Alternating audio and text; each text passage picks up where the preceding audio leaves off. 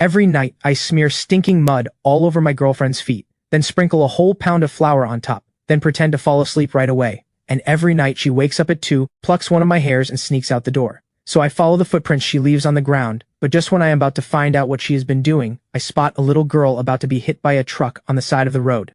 In that split second, I rush over and save her, but I get hit instead, sent flying 30 feet, barely clinging to life. Just as my heart is about to stop beating, an ice-cold mechanical voice explodes inside my head. Ultra-rich system binding complete.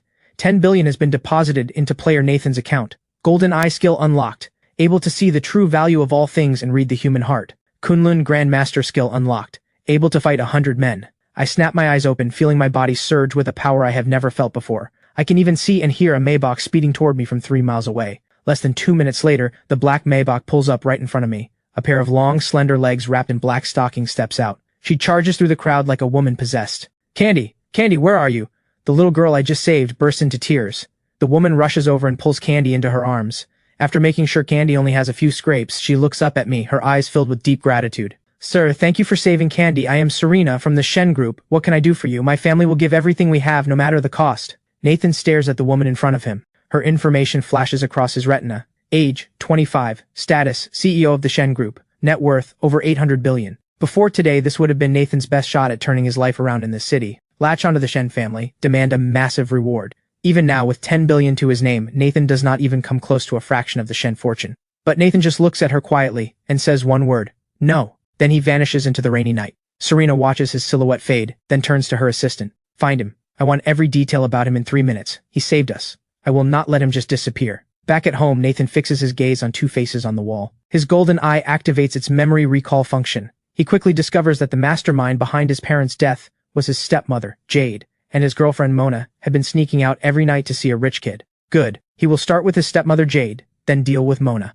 He is going to make sure Mona and that rich boyfriend of hers cannot even get a job delivering food. They will end up begging on the streets. The next morning, Nathan arrives at the Yi family mansion. The moment Nathan steps inside, he hears crashing and smashing from the main hall, along with Jade's hysterical screams.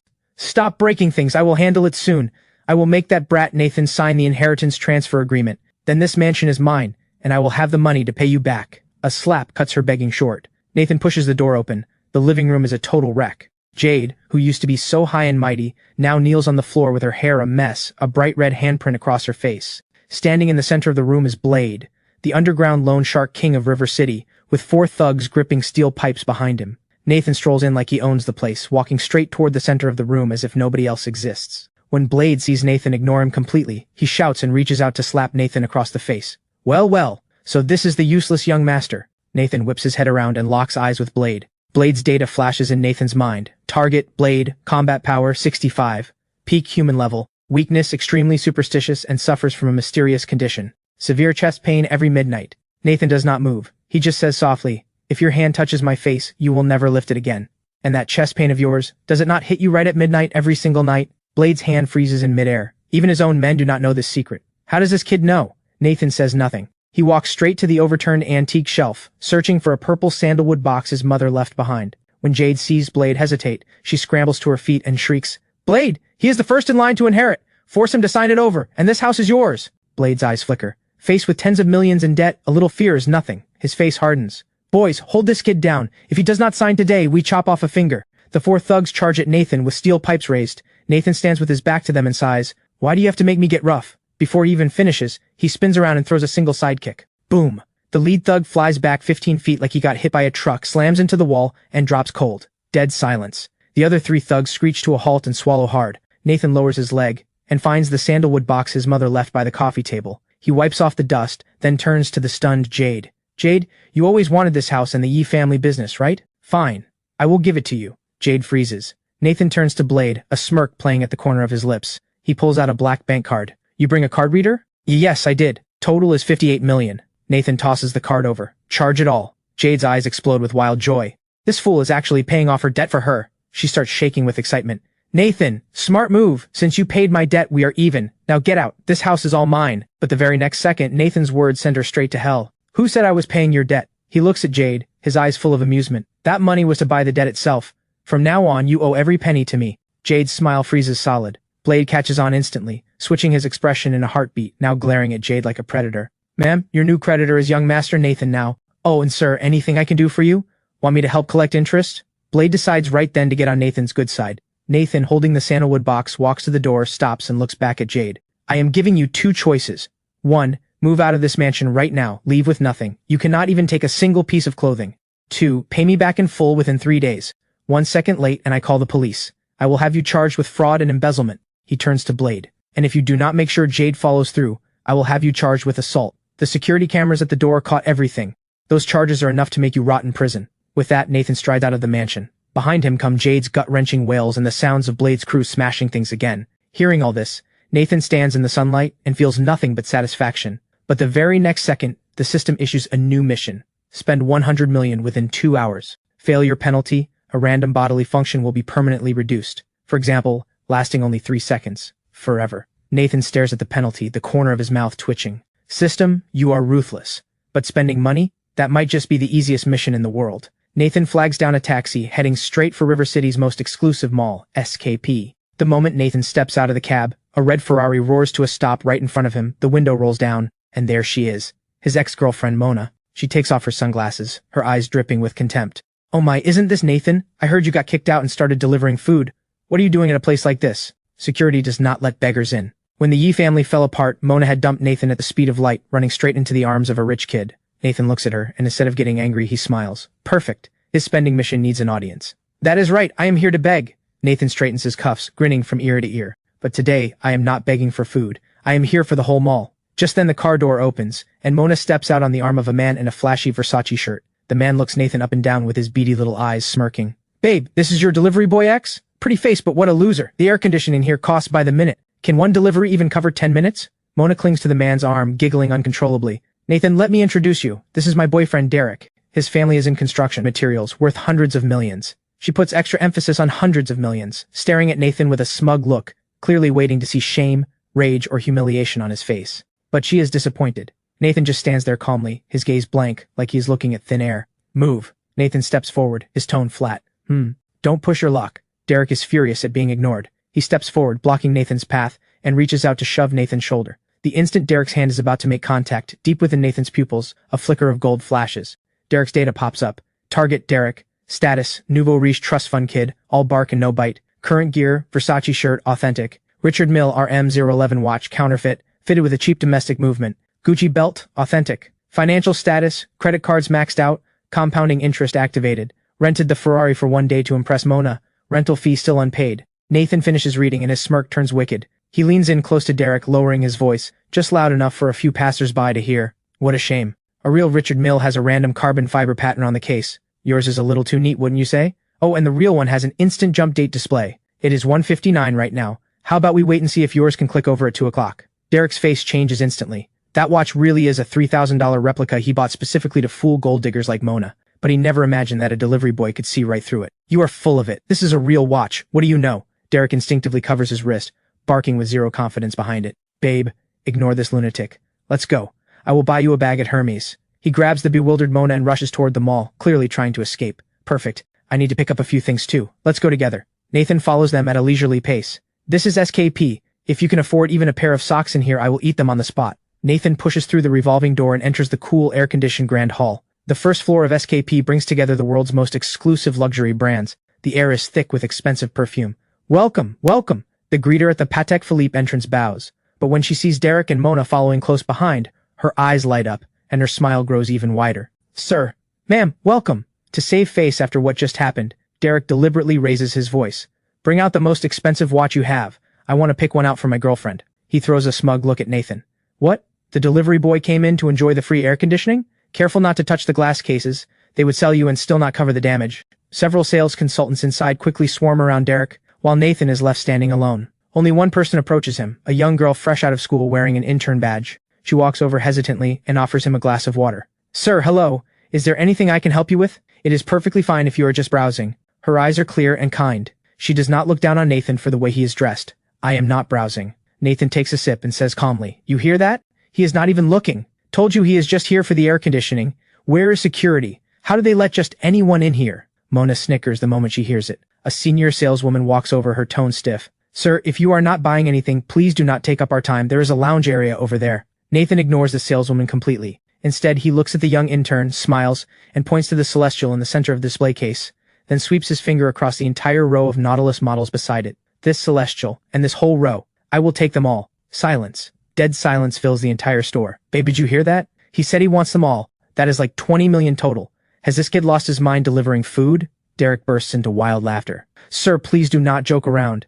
This is Pac Philippe, not a flea market. If you keep talking nonsense, I will call security. The senior saleswoman's face darkens instantly, convinced Nathan is making trouble. Sir, the Celestial 6102P is priced at 2.8 million, and it requires VIP waitlist approval. Even the intern is shaken, stammering as she speaks. Approval? Nathan reaches into the pocket of his cheap jeans and pulls out a black card, setting it gently on the glass counter with a crisp clink. Go run it. Pin is 6/8. If it does not go through, I will eat this entire counter. Nathan's voice is not loud, but it carries an authority nobody can resist. The intern takes the card with trembling hands, looking to the store manager for help. He is a middle-aged man who has seen it all, and he has been watching Nathan this whole time. The moment he sees that black card, his pupils shrink to pinpoints. That is the legendary Baifu Black Gold card. No, wait. This material is even higher grade than the Black Gold. This is the Supreme Dragon card. Only 10 exist in the entire world. Quick, run it. No, wait, bring me the card reader. I will run it myself. Keep pretending. He is using some barbershop loyalty card to fool everyone. Let us see what comes out of this. Derek is still laughing. Transaction approved. The card reader spits out the receipt, and in this moment, it sounds like the judgment of God. The store manager stares at the long string of dizzying zeros on the receipt, nearly dropping to his knees. Most distinguished sir, the transaction of 28.5 million is complete. We will pack these up for you immediately. Shall we deliver them to your residence, or... No. The store manager holds the black card with both hands, bowing at a full 90 degrees, his attitude humbled to the dust. Nathan casually slips the 2.8 million Celestial onto his wrist and gives it a shake. The rest? Just bag them up. I want to carry them out. B-bags? The store manager is stunned. Tens of millions worth of watches. In bags. Derek and Mona are completely petrified. How is this possible? Did the Yi family not go bankrupt? Was he not kicked out? He did not even blink when he swiped that card. Derek feels like someone just slapped him hard across the face, stinging and burning. He was just showing off a fake watch worth $1.5 million, and Nathan turns around and drops 20 million on the real thing, packing them up like groceries. Mona's jaw hits the floor. She stares at the dazzling Celestial on Nathan's wrist, regret eating her alive. Nah, Nathan. Mona's voice trembles. She tries to squeeze out a flirtatious smile, shaking off Derek's hand, and moves toward Nathan. So you were testing me all along. I never forgot about you. Derek just kept chasing me. I never loved him. Get lost. Nathan does not even glance at her, dropping just one word. Now, who said they were going to eat a pair of socks? He turns to the ghost white Derek. Derek stumbles backward into the counter. What do you want? My dad is... I have zero interest in your dad. Nathan turns and walks out, passing the senior saleswoman who looked down on him. He pauses. Sir. This entire sale, give her the full commission. Nathan points at the intern. As for you, I do not want to see you the next time I come in. Understood? I will fire her right now. Shen, hurry up and thank this gentleman. Your commission today is enough to buy an apartment in River City. Walking out of Patek Philippe, Nathan checks the system panel. Amount spent, 28.5 million. Remaining, 71.5 million. Time left, 1 hour and 20 minutes. He walks straight into the Armani flagship store next door. Sir, may I show you around? Every new piece on this floor, give me 3 of each. And those limited edition alligator skin trunks from Gucci next door, bring them over to pack the clothes in. And 100 sets of La Mer full-size collections. Ship them to the delivery station for the boys to use as hand cream. For the next hour, SKP Mall experiences an earthquake like never before. A mysterious big spender in a Uniqlo shirt goes on a rampage through every luxury store. He does not even look at the price. Just one line, charge it, bag it. The mall's general manager personally follows behind with 20 security guards, carrying bags. Derek and Mona trail behind like 2 forgotten clowns, staring in disbelief. Where is he getting all this money? Mona digs her nails into her palms, her eyes burning red. It has to be dirty money. I am going to report him. Attention, valued customers. SKP will be closing half an hour early today. A distinguished guest has reserved the rooftop Sky Garden restaurant and has invited world-renowned pianist Lang Lang for a live performance. The crowd erupts. Nathan stands at the second-floor escalator, a slight smile on his face. This is another spending task the system arranged. That one item alone costs 5 million. He glances at the system panel. Mission complete. Total spent, 100,500,000. Congratulations, player. First splurge achievement unlocked. Rewards issued. Cash rebate times 10 multiplier activated. 1 billion cash deposited. 51% ownership of SKP Mall, River City has been transferred. Charisma plus 10. Physique plus 10. Nathan blinks. SKP is his now? The mall's general manager gets a phone call. Boss, I had no idea you were here. Forgive me for not greeting you sooner. I am Gerald, general manager of SKP. You now own 51% of the company. From this moment on, whatever you say goes. Gerald drops to his knees. That single kneel stuns everyone around them. Derek is so scared he drops to the floor. Nathan looks at Gerald kneeling. Get up. Since I am the boss now, here is my first order. He points toward Derek and Mona nearby. These two are ruining my shopping mood. Throw them out. From now on, every mall under SKP bans these two for life. And that fake watch on his wrist is an eyesore. Take it off for him. Now. 20 guards pounce like wolves. Let go of me. No, Nathan, it is me, Mona. My dad will not let this slide. I am the one you love. Just you wait. Just you wait. My dad will... Derek is still screaming threats. The next second he is pinned to the ground, the fake watch ripped off his wrist and crushed under a boot. Their screams fade into the distance. Nathan stands at the top of the escalator, looking down over his new empire. His phone rings. Unknown number. Hello? Is this Nathan? I am Serena. I heard you just bought SKP. I am at the coffee shop downstairs right now. Serena, she has been here all along. Great. I am actually hungry, but I do not drink coffee. I want spicy hot pot. Care to join me, Serena? Yes. As long as you will see me, I will eat anything. Nathan hangs up, smiling bright. Looks like the game is about to get interesting. The night sky over River City is like a pool of ink that will not dissolve, burned through with glowing holes by the noise and neon of Hongqing Street in the Old Town. A Rolls-Royce Phantom with the plate number River A88888, looking like royalty lost in the slums, creeps carefully over the potholed, puddle-filled road and stops in front of Auntie Pang's spicy hot pot shop. The automatic door unfolds, and Serena steps out. Nathan is sitting on a red plastic stool by the roadside. He looks up, snapping apart a pair of disposable chopsticks. What? Too dirty for you, Serena? Stacked beside her are dozens of luxury shopping bags from SKP. Nathan blows the dust off a plastic stool. Sit. The beef balls here are the best in all of River City. Serena takes a deep breath and sits down across from Nathan. You are quite the comedian, Nathan. Serena looks at him. I expected a man worth 10 billion who casually buys out SKP to have higher standards for dining. Money is for making life freer, not for building yourself a cage. Let us order. You said you are treating me. Do not be shy just because it is cheap. Serena looks at the menu. Meatballs, 2 yuan. Seaweed, 1 yuan. Her feelings are complicated. She had investigated Nathan. 24 hours ago, he was still a delivery driver hustling through the rain for a few dollars. And now he sits across from her, with a presence so deep that even a business veteran like her cannot read him. Just get me a bit of everything. Serena puts down the menu. Nathan, let us talk business. About saving candy, and about you buying SKP. Shh. No business talk during a meal. Bad for the stomach. Auntie Pang, 2 big bowls, medium spicy, extra vinegar. Coming right up. Nathan, you brought your girlfriend today. She is so pretty. This girl looks a little thin, though. She needs to eat more. This one is on the house. Serena's face turns red all the way to her ears. She waves her hands frantically. No. I am her creditor. Nathan finishes her sentence with a laugh, grabbing the vinegar bottle and drizzling a generous swirl into Serena's bowl. Try it. The soul of this place is in the vinegar. Nathan's playful interruption breaks half of Serena's stiff negotiation posture in an instant. She hesitates but picks up a piece of baby cabbage and puts it in her mouth. Spicy, scalding, tangy. The intense flavors hit her all at once and she cannot help but cough, tears welling up in her eyes. Slow down. Nobody's going to steal your food. Nathan hands her a napkin. Serena takes it and wipes the corner of her mouth, looking a little flustered. In that moment, she lets go of the armor she always wears, showing a spark of real, human warmth. Serena suddenly speaks, her voice a few notes softer. Nathan, thank you. Not just for saving candy, SKP had been blocking our company's advertising contract renewal. If you had not bought SKP, Shen Group's product launch next month would have fallen apart. Nathan chews on a beef ball and activates his golden eye. Strings of red data flash wildly above her head. Target Serena. Status CEO Shen Group. Current condition extreme anxiety, on her last legs. Core Crisis 1, cash flow severed. Sabotage by rival company Titan Capital. Funding gap 800 million. Core Crisis 2, internal trader. Design director Perry has been bought by Titan Capital, planning to leak the core bid price at tomorrow morning's auction. Core Crisis 3, a performance bet agreement signed with the family elders. If the company fails to turn a profit this quarter, she will be stripped of her title and forced into a marriage with Titan Capital's heir. Countdown to collapse 12 hours. Nathan's chewing slows. Brutal. Absolutely brutal. This is not a female CEO, she is a lamb surrounded by wolves. Nathan sets down his chopsticks, looking at her with a half smile. No offense, but the launch venue is not what you should be worried about right now. From what I know, your company probably cannot even afford SKP's venue rental fee at this point. Serena stares at Nathan. How do you know that? The company's financials are top secret. Even the vice president does not know. Are you a corporate spy? I am the man who saved your life. Not a spy. Nathan pulls out a napkin and naturally takes her hand, wiping the grease from the back of it. His fingers are long and warm. The moment they touch Serena's ice-cold skin, she flinches like she has been shocked, but she does not pull away. And I do not just know you are broke. I also know the reason you are in this mess is because there is a traitor right beside you. A traitor? Serena goes pale. Right then her phone starts buzzing like crazy. The caller ID shows, Design Director Perry. Serena glances at Nathan. Nathan gestures for her to answer. She picks up. Hello Perry, how is tomorrow's bid looking?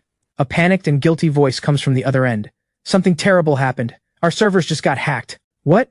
All the design files and data for Project Oasis have been locked and destroyed. The backup drives are dead too. Serena jumps to her feet, knocking over the plastic stool behind her. How is that possible? Our firewall is top tier, and the backup drive is in your safe. How could it break? I do not know either, ma'am. The auction is at 9 tomorrow morning. There is no time to redo everything. Titan Capital seems like they had their proposal ready all along. We are finished.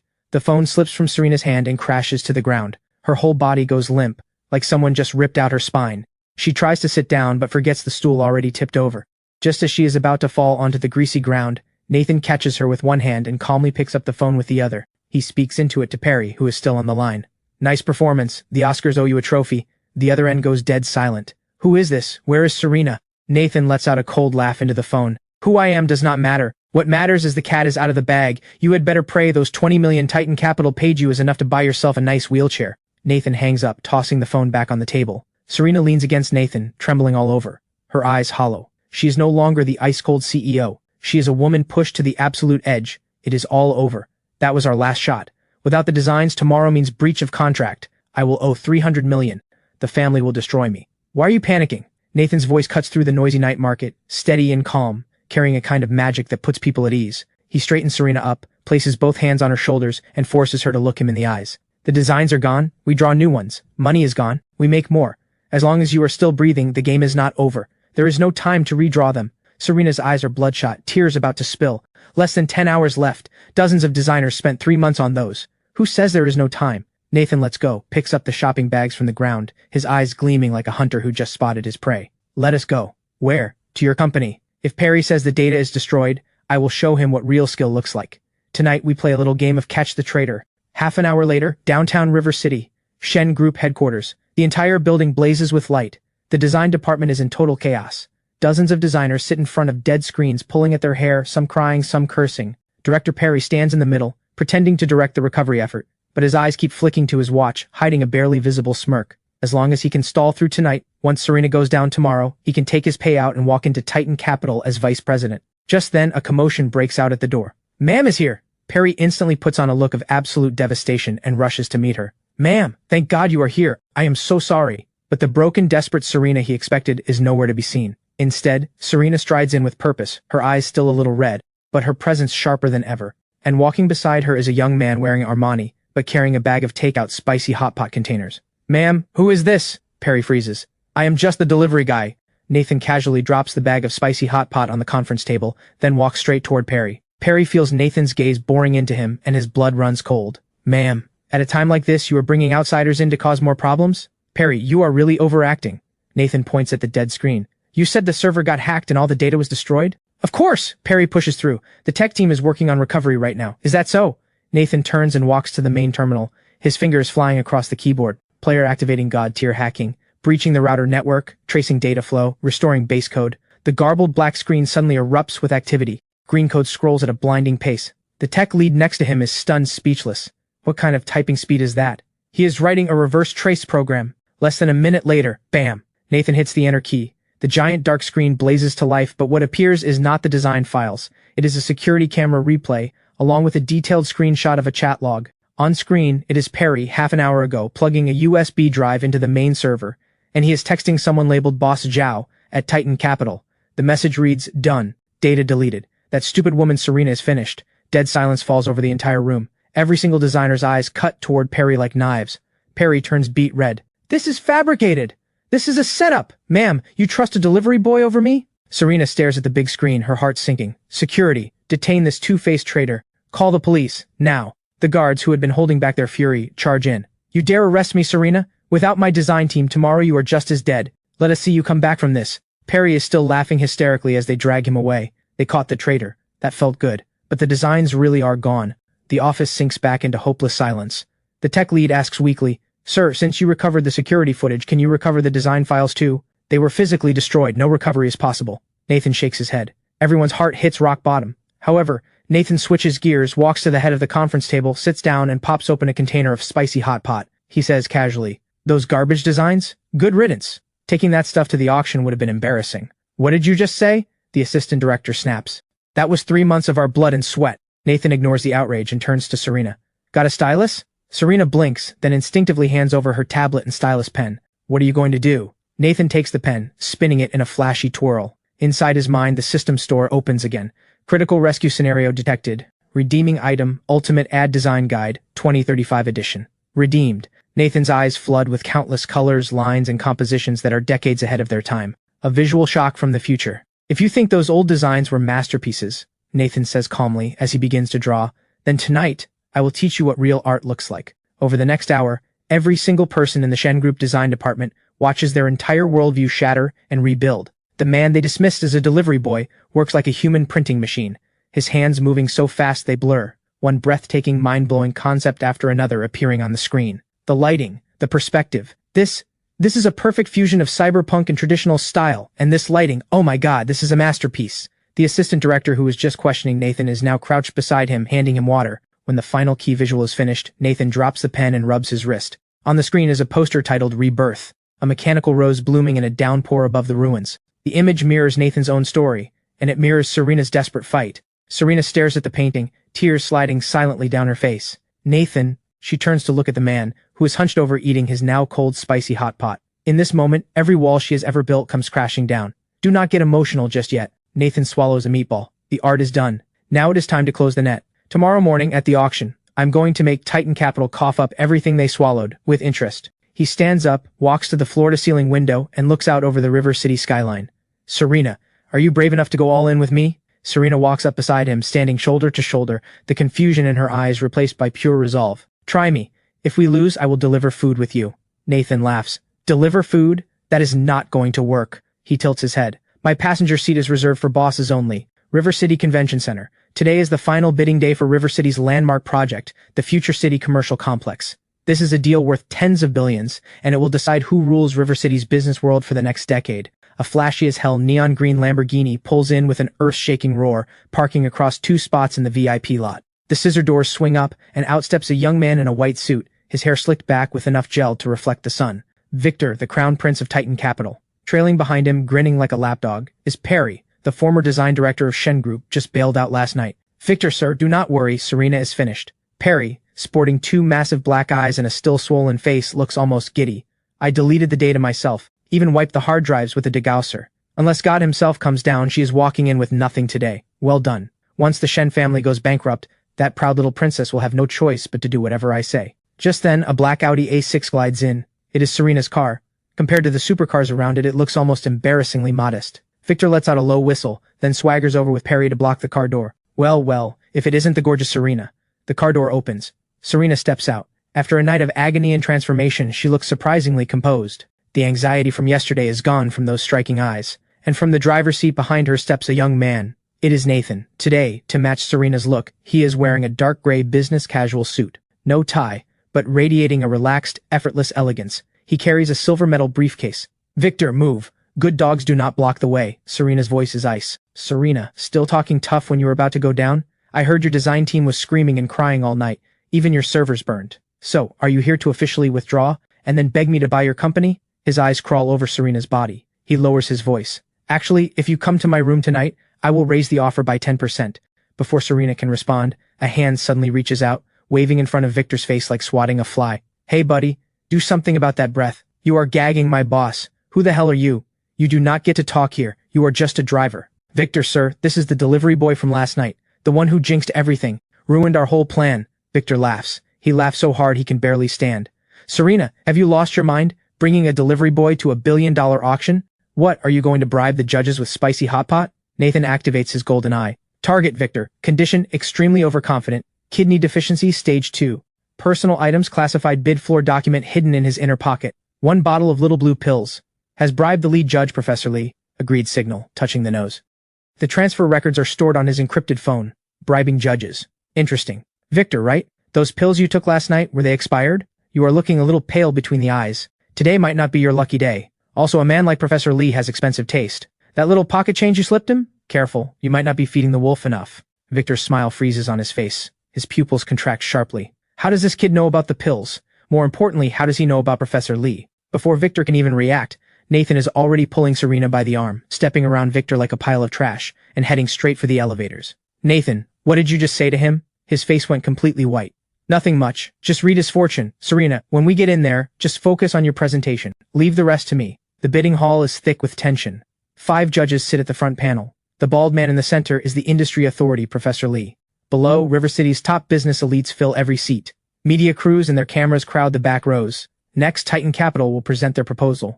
As the host finishes, Victor takes the stage with Perry. Even though Nathan just shook him up, now that he is in his element, Victor puts his arrogant mask back on. Distinguished judges, honored guests, Titan Capital presents our proposal, City Oasis. We will create a sky garden combining ecology, sustainability, and cutting-edge technology. As the slides advance, the audience erupts in shock. That is our original design. Serena grips the edge of her jacket, her knuckles turning white. That is right. Perry had deleted the Shen Group's original files, but he brought copies to Victor. The current City Oasis, aside from the name change, is a pixel-perfect copy of Shen Group's earlier design draft. Shameless, Serena grits her teeth. That double helix sky bridge is our patented original, and that photosynthetic glass curtain wall is our exclusive concept. Original. Down in the audience, Nathan lets out a cold laugh and pulls out his phone. System command, hack into the venue projection system. Connection established. So you want to play the plagiarism game? Then let me make it crystal clear. This is our team's masterpiece, 6 months in the making, absolutely one of a kind. Right at that moment, the big screen flickers and splits into 2. On the left is the City Oasis presentation. On the right is Shen Group's internal meeting footage from 3 months ago. The room goes dead silent, then explodes. Holy, is that not the Shen Group's old proposal? Even the color scheme is identical. They straight up stole it. A company as big as Titan Capital pulling this? Up on stage, Perry looks like a duck being choked, his voice cut short. He stares at the screen in horror, cold sweat soaking through his back instantly. What is going on? Who switched the screen? Shut it off. Shut it off now. What are you doing? I will kill you. I did not touch anything. The computer is out of control. It must have a virus. Before they can scramble to pull the plug, the big screen flashes a line of blood-red text. Epitaph of the thief. Originality is dead. No, it is because all you can do is pick through garbage. Then the screen goes black. Everything returns to normal. Nathan sits in the audience, quietly pocketing his phone, keeping all the credit to himself. He casually unwraps a mint that Serena brought him. Was that some kind of technical glitch? Serena stares at what just happened, every trace of anxiety wiped clean. Nathan crunches the mint. That is called warming up the crowd. Look at Professor Lee. His face is turning green. Sure enough, up on the judges' panel, Professor Lee is squirming in his seat. He had taken the money and was ready to score Titan Capital high. But now, with rock-solid evidence of plagiarism displayed in front of hundreds, if he dares to protect them, his reputation will be in the gutter by tomorrow. Professor Lee reluctantly picks up the microphone. Ahem. Titan Capital's proposal has serious concerns. We will set it aside for now. Next up, Shen Group. Victor slinks off the stage. As he passes Nathan, he hisses. This was you, wasn't it? Just wait. The second you step outside, I will have you lying dead in the street. Is that how you beg for mercy?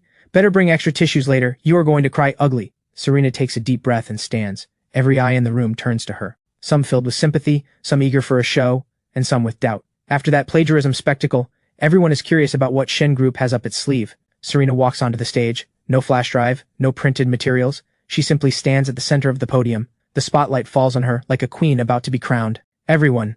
Serena's voice is cool and steady. You all just saw the so-called City Oasis. That is right, it was a rejected draft from our company. Why was it rejected? Because it was too outdated. The crowd gasps. That proposal, despite being stolen, was easily top tier by industry standards. To save everyone's time, Nathan, my assistant, let us begin. Nathan nods, opens the silver metal briefcase. But instead of pulling out documents, he takes out a fist-sized black crystal. This is a portable holographic projector from the System Store, 2035 edition, priced at $5 million. Nathan places the crystal at the center of the stage. What is that thing? The judges crane their necks. The next second, a beam of deep blue light shoots toward the ceiling, expanding instantly, engulfing the entire convention hall. The bright venue goes dark in an instant. In its place, a massive lifelike virtual city floats in midair. No more static slides, no more flat renderings. Everyone feels like they have been transported through time and space, standing inside a cyberpunk metropolis of the future. Giant neon signs flicker overhead. You can even see the expressions on virtual pedestrians walking the streets. And at the very center of it all, a building shaped like a blooming mechanical lotus slowly rotates. This is Shen Group's new proposal, the Rebirth Lotus. Oh my god, what kind of technology is this? Naked Eye 3D? No, this is full holographic projection! What am I looking at? Is this a Hollywood blockbuster? This design is insane! Compared to this, that City Oasis is a backyard outhouse. The entire hall erupts. Reporters slam their shutters like madmen. Camera flashes turn the room bright as daylight. Serena stands inside the enormous virtual lotus, like a fairy among the petals. She reaches out, gently swipes the virtual interface, and the entire building deconstructs and reassembles in an instant, revealing a breathtaking commercial flow design within. We do not define the future. We create it. There is no suspense. This is a massacre. A strike from another dimension entirely. Professor Lee, who was ready to nitpick just moments ago, now has his jaw hanging open so wide his dentures are about to fall out. In the face of something this extraordinary, if he dares say a single negative word, the electrified crowd will tear him apart. I give it a perfect score. This is a work of art. This is a masterpiece that will define an era. Another judge leaps to his feet, clapping furiously.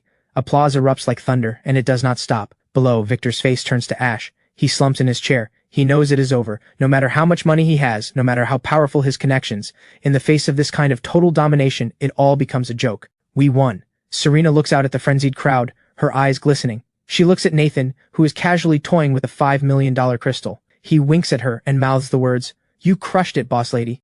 The auction ends. Shen Group wins the Future City project by a landslide.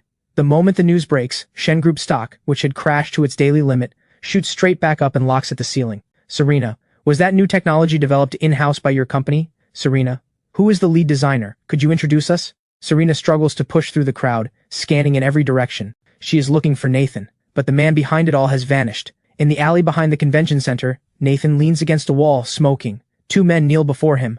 One is Perry, his face bruised and swollen. The other is Victor, trembling uncontrollably.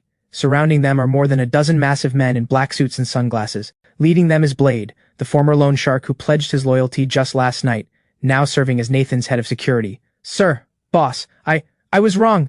I will never cross you again." Not a shred of arrogance remains in Victor. He stares at the wrist-thick steel pipe in Blade's hand, so scared he wets himself. "Please spare me. I am the only heir. I will give you anything you want." Nathan blows out a ring of smoke and crouches down. "Money? Do you think I need money?" Nathan smiles, pulls out a check, fills in a number and flicks it in Victor's face. "This is 10 million. Consider it compensation for that little delivery boy comment of yours."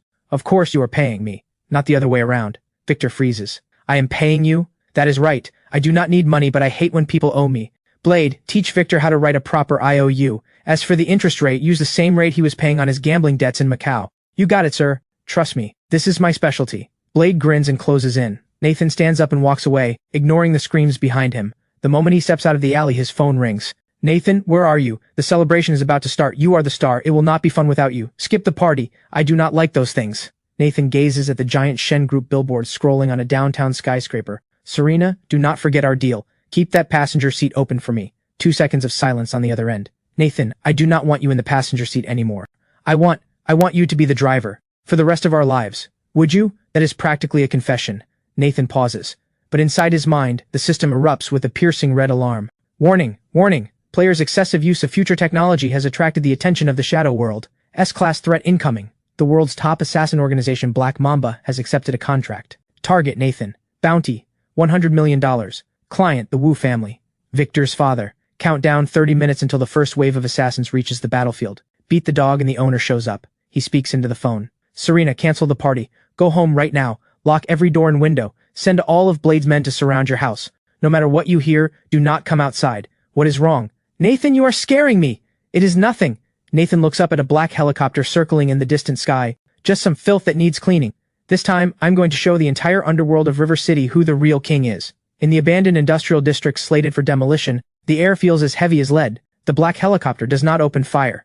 Instead, like a circling vulture, it loops twice and hovers above an abandoned building half a mile away. Nathan stands at an empty intersection, the cigarette between his fingers burned down to the filter. "Come out."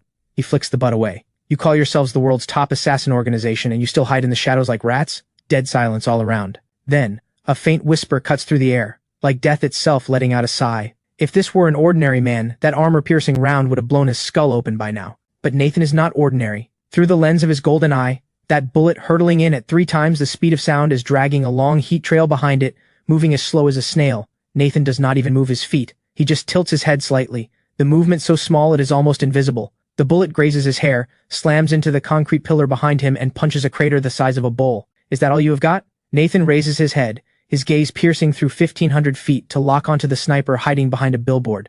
Black Mamba. Nothing special. 1,500 feet away, on the rooftop of the abandoned building, the sniper code-named Viper peers through his night scope. The man is still standing in the exact same spot, and now he is flipping the middle finger straight at them. Cold sweat drenches Viper's combat suit. "Reporting, Captain. Primary target evaded. Repeat, he evaded. That was an M200 sniper rifle at 1,500 feet.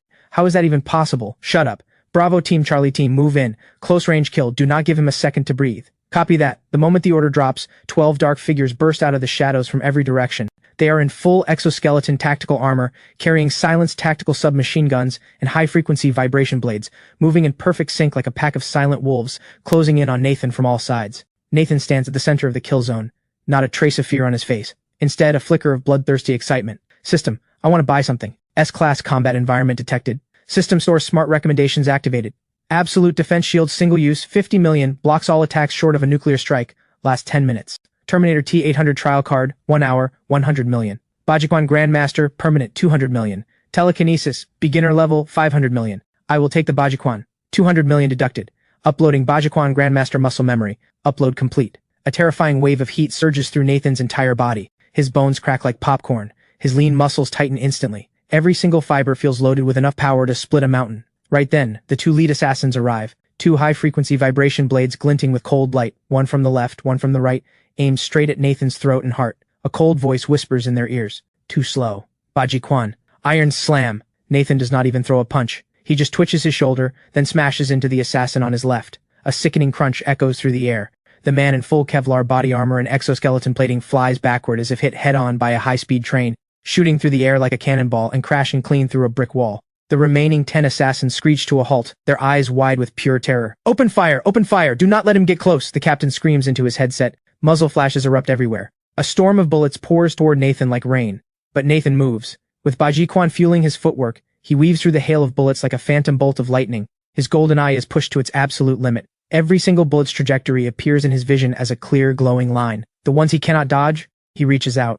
Nathan's fingers move at lightning speed and snatch a bullet right out of mid-air, pinching it between two fingers. Monster! He is a monster! Now it is my turn. Nathan drops the bullet and explodes forward. The next 3 minutes are a one-sided slaughter. Nathan moves like the Reaper's scythe. Wherever he passes, bodies drop. The raw power of Bajiquan is unleashed to its fullest. Heart-crushing elbow, death god triple strike, sky-splitting cannon. Every move is simple, direct, yet loaded with devastating force. Exoskeleton armor crumbles like paper in front of him. One assassin tries to fire a rocket launcher, but before his finger even hits the trigger, Nathan kicks his arm clean off. The launcher drops to the ground and boom. It blasts the assassin into the sky. When the last killer is sent flying, the entire block falls silent once more. Nathan stands in the middle of a battlefield straight out of hell, his Armani suit without a single drop of blood. Only those deep eyes still burning with golden fire that has not yet faded. He lifts his gaze toward the top of the abandoned building. There is still one last big fish up there. On the rooftop, Viper's hands are shaking. He has spent 20 years as a mercenary. He has killed warlords in Africa, blown up oil fields in the Middle East. He has seen every kind of dangerous man there is. But someone who wipes out a fully armed elite squad bare-handed in 3 minutes? He has never even heard of such a thing. Retreat! Retreat now! Intel was wrong. This is not an S-class mission. This is a triple S suicide mission. Viper screams into his headset, scrambling toward the zipline to escape. The instant he turns around, you came all this way. Why not stay for some tea? He rips the Desert Eagle from his thigh holster and fires without hesitation. The shot rings out. But Nathan is gone. The next second, Viper feels a chill on his wrist, followed by searing pain. His right hand, still gripping the Desert Eagle, drops to the ground. The cut is smooth as glass. And standing before him, Nathan is toying with a thin piece of rusty metal stained with blood. It is a scrap of aluminum can he picked up off the ground. A flick of the wrist that kills. Viper clutches his severed wrist, screaming, and collapses to his knees. His eyes are filled with despair and terror. Do not kill me! I am the head of Black Mamba's entire Asian division. If you kill me, Black Mamba will hunt you to the ends of the earth. Nathan looks down at him like an insect. Threatening me? You know what I hate the most? People threatening me with things I have more of than I can count. Like money. Nathan pulls out his phone and opens a new interface. It is the dark web all-seeing eye just unlocked by the system. Black Mamba. Secret organization. Headquarters, an island in international waters, Pacific Ocean. Total assets, approximately 30 billion. Current leader, codename, Venom King. True identity, illegitimate son of a fallen European noble family. How do you know all this? This is top-level classified. System, redeem Hand of God hacking upgraded. Hack into Black Mamba headquarters. Freeze all funds. Also, send every assassin a brand new bounty. 3 seconds later, Viper's encrypted communicator starts buzzing like mad. And it is not just him. At this very moment, over 3,000 Black Mamba assassins scattered across the globe simultaneously receive a top priority red alert. Maximum bounty. Target the entire Wu family. Priority targets Victor and his father Warren. Client codename God. Bounty $1 billion. Bonus clause, whoever takes Warren's head becomes the next leader of Black Mamba. The current leader, Venom King, has been bought out by God for $50 billion. The organization has been renamed Divine Wrath, Viper mutters to himself, his entire worldview crumbling. He never in his wildest dreams imagined someone could just buy an entire assassin organization. What, you do not believe it? If not, Check your bank account. As a welcome gift, I just sent every living assassin $1 million. Viper's phone buzzes. Deposit notification, $1 million. In this moment, the way Viper looks at Nathan changes completely. No longer fear, but fanatical devotion. B-boss! He slams his forehead to the ground, banging it so hard the floor shakes. I was blind. I will walk through fire for you, boss. That old dog Warren, I will go kill him right now. Your hand is gone. You are useless. I do not keep dead weight. Viper's face turns to ash. However, Nathan switches tone. I have a pill. Take it, and your hand will grow back. Plus, your strength will triple. It is a regeneration pill. 50 million in the system store. But the pill is poisoned. You will need an antidote every 3 months. If you ever betray me, I will take it. Viper snatches the pill without a second thought and swallows it whole. Then the impossible happens. New flesh begins crawling across Viper's severed wrist, visibly stopping the bleeding, scabbing over, and regenerating. A miracle. This is a miracle! Viper weeps. Nathan turns around and walks toward the edge of the building. Clean up the bodies. I do not want to see a single news story about a shootout tomorrow. Also, tell everyone. The Wu family? I am going to take my time with them. Do not finish them off all at once. Cut their funding first, then cut their connections. And in the end, I want them on their knees at the front door of Shen Group headquarters, begging to live but not allowed to die. Yes, sir. After tonight, the Wu family will be permanently erased from the underworld. Nathan leaps off the building, dropping 30 stories. Mid-air, he activates the newly redeemed anti-gravity glider, soaring through the dark like a giant black bat and vanishing into the night. Half an hour later, Serena's private mansion. Every light is on. In the living room, Serena is curled up on the couch, hugging a pillow. The TV is on, but she is not watching. Beside her, Candy has fallen asleep, tear tracks still on her cheeks. Nathan, please be safe. Serena presses her hands together in silent prayer. Just then, the front door chimes with a fingerprint unlock. Welcome home. Serena springs off the couch, not even stopping to put on shoes, and runs barefoot to the door. The door opens. Sorry I am late. Passed by the night market and found a great crawfish place. Pick some up. 13 spice flavor. Nathan! Serena loses all composure, throwing herself straight into Nathan's arms, wrapping her arms around his waist. Tears instantly soaking through his shirt. Where did you go? Do you have any idea how worried I was? I heard the helicopters. I thought, silly. Did I not tell you? Just some filth that needed cleaning. He looks up at the sky through the window. The storm clouds have cleared, revealing a bright full moon. From now on, the night in River City answers to me. No one will ever hurt you again. Nathan, who are you, really? Nathan leans down and kisses the tears from the corner of her eyes. I am your ultra-rich man, and your knight. At the same time, on the other side of River City, in the Wu family mansion, Warren, chairman of Wu Corporation, is sitting in his study, anxiously waiting for good news. Why has there been no reply? What is that useless Viper doing? Warren crushes his cigar into the ashtray. Suddenly, the study door bursts open. The butler stumbles in, face white with terror. Master! Something terrible has happened! What are you panicking about? Is the sky falling? Warren roars. The butler hands over a tablet with trembling hands. The sky really has fallen. Look, the dark web is covered with bounties on our family. Our stock just crashed. Every share dropped 90% in pre-market trading, and a dozen major shareholders just called at the same time to pull out. What? Warren grabs the tablet. One look, and the room starts spinning. He coughs up a mouthful of blood. On the dark web's front page hangs his own enlarged photo. Below it, a line of blood-red text, Global Hunt. Target, the entire Wu clan. Bounty, $1 billion. Who did this? Warren screams like a dying animal. Just then the study phone rings. An unknown number. Warren answers with shaking hands. From the other end comes a voice disguised by a modulator, yet still dripping with bone-chilling cold. Good evening, Chairman. I hear you hired Black Mamba to kill me. Too bad. Black Mamba answers to me now. Enjoy your last night. When the sun rises tomorrow, it will be the end of the Wu family. The line goes dead. The phone slips from Warren's hand. He collapses into his chair, eyes hollow. Outside the window, the brilliant lights that once belonged to the Wu Empire now look like lanterns lighting the road to hell. River City mornings are usually busy and orderly. But today, the air across the entire city crackles with a suffocating madness. It all traces back to the mysterious organization called Divine Wrath. Last night's dark web bounty. $1 billion. Enough money to buy half a small country, and it has set the entire global underworld on fire. WU Corporation headquarters. This glass skyscraper, once a symbol of River City's ultimate power, is now completely surrounded, but the crowd at the gates is not reporters or workers demanding wages. It is clusters of hard-eyed strangers with suspicious bulges under their jackets. Top floor. Chairman's office. Warren looks like he has aged 10 years overnight. He slumps in his $1,000,000 rosewood chair, hair a mess, eyes bloodshot, clutching a satellite phone. Hello? Mayor, it is me, Warren. I am not asking for much. Please just send someone to protect me. What? Bad signal? Hello? Hello? Warren hurls the satellite phone at the floor-to-ceiling window. Bang. The bulletproof glass cracks with a white mark reflecting the swarm of ant-like figures gathered below. Just then, the heavy mahogany office door is kicked open from outside. The person who walks in is not a killer but his secretary. Except right now, this woman who used to obey his every command is stone cold, carrying a cardboard box. Chairman, here is your resignation letter. The secretary throws a piece of paper in Warren's face. I already printed it for you. Oh, and the entire finance department has quit. You dare rebel? I am the chairman.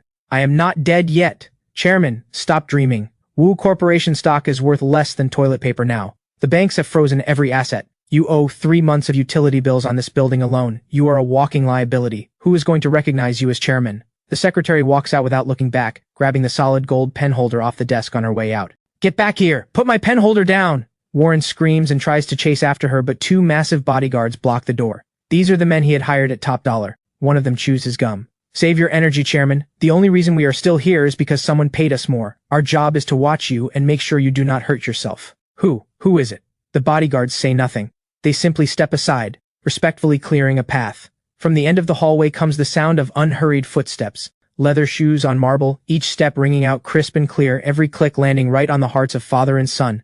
A young man in a tailored navy blue suit, arm in arm with a stunningly elegant woman, strolls in like he owns the place. Behind him follows a small army of suited professionals, each one carrying a briefcase. They look like a full-scale acquisition team. Morning, Chairman. Nathan walks into the office, scanning the over-the-top luxury, and his eyes land on Warren's pale face. So this is the richest man in River City's office? The taste is a bit tacky. Nathan casually picks up a golden-toed ornament from the desk, weighs it with a look of disgust, and tosses it into the trash. Warren glares at the man in front of him, hatred practically spilling from his eyes.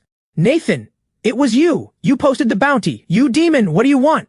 Even killers draw a line! What you are doing is illegal! Nathan pulls up a chair for Serena and leans lazily against the edge of the desk. When you sent assassins to kill me last night, did you think about the law? Rules for me but not for thee? Nathan snaps his fingers. One of the attorneys steps forward, opens his briefcase, and pulls out a thick stack of documents, spreading them out in front of Warren. Chairman, allow me to introduce myself. I am Nathan's lead attorney. This is a complete asset transfer agreement for WU Corporation. Based on our calculations, WU Corporation currently carries $23 billion in debt. Due to force majeure, the current valuation stands at negative $5 billion. By all rights, this company should be in bankruptcy liquidation. However, my client Nathan, out of the goodness of his heart, is willing to acquire it. Acquire? How much are you offering? As long as you cancel the bounty, I will give you the whole company. All of it. Nathan smiles and holds up one finger. 100 billion? Nathan shakes his head. 10 billion? Warren grits his teeth. Nathan shakes his head again. 100 million? Warren's heart sinks to rock bottom. Nathan drops a smile. He reaches into his pocket and pulls out a coin. It is a rusty 1-cent coin that went out of circulation years ago. Clink. The coin spins on the desk, scraping out a sharp grating sound. It finally topples in front of Warren. 1 cent. For 3 generations of everything the Wu family has built. This building, every property, every car, every stock under your name, even the suit on your back. Warren spits blood and slams the desk. This is outrageous. I would rather burn it all, give it to beggars before I give it to you. Burn it. Nathan's eyes go ice cold. Go ahead and try. But let me remind you, 3,000 bounty hunters downstairs are getting restless. If I cancel the capture alive order, what do you think happens when they storm in? Warren goes rigid. Dad, sign it. I want to live. I do not want to die. Victor breaks down completely, crawling over to cling to Warren's leg, sobbing with snot and tears running everywhere. Looking at his son's pathetic state, the last light in Warren's eyes goes out. Warren picks up the pen with a trembling hand. Nathan, you are ruthless. The moment his pen hits paper, he feels his soul drain out. A lifetime's empire, sold for 1 cent to a man he once considered less than an insect. A delivery boy. Serena. Like your gift? Nathan picks up the signed contract and hands it straight to Serena. Serena holds the heavy document. This was the corporate titan that nearly destroyed the Shen family. And now, just like that, it sits in his pocket. Nathan, this is too much. Serena feels like she is dreaming. Hey, we are family. No need to keep score. Besides, I am too lazy to run this junk company. From now on, you are the chairman of Wu Corporation. Actually, no, it is now called Shen Group Subsidiary 1. Nathan pats Warren on the shoulder, like comforting a stray dog with nowhere to go. All right, wipe that look off your face. To celebrate the acquisition, I have decided to take you both out for a little life experience. Experience what? Warren has a sinking feeling. Shopping. Nathan snaps his fingers. System, activate ultra-rich humiliation shopping mode. Peak satisfaction storyline detected. Mission issued, take the former richest man shopping. Requirements, buy everything the Wu family always wanted but never dared to buy, and force them to carry the bags. 1 hour later. River City's biggest luxury car dealership. The showroom holds the world's finest automobiles. This used to be Victor's favorite place to show off, but he only ever dared look at the entry-level models worth a few million. As for the Bugatti voice of the night in the center of the showroom, priced at 120 million, he never even dared to touch it. But today he is here, as a bag carrier. Victor, in a torn shirt and drenched in sweat, trails behind Nathan. Warren shuffles along behind them, head bowed, like a broken servant. Victor, this car look familiar? Nathan points at the Bugatti, a knowing smirk on his face.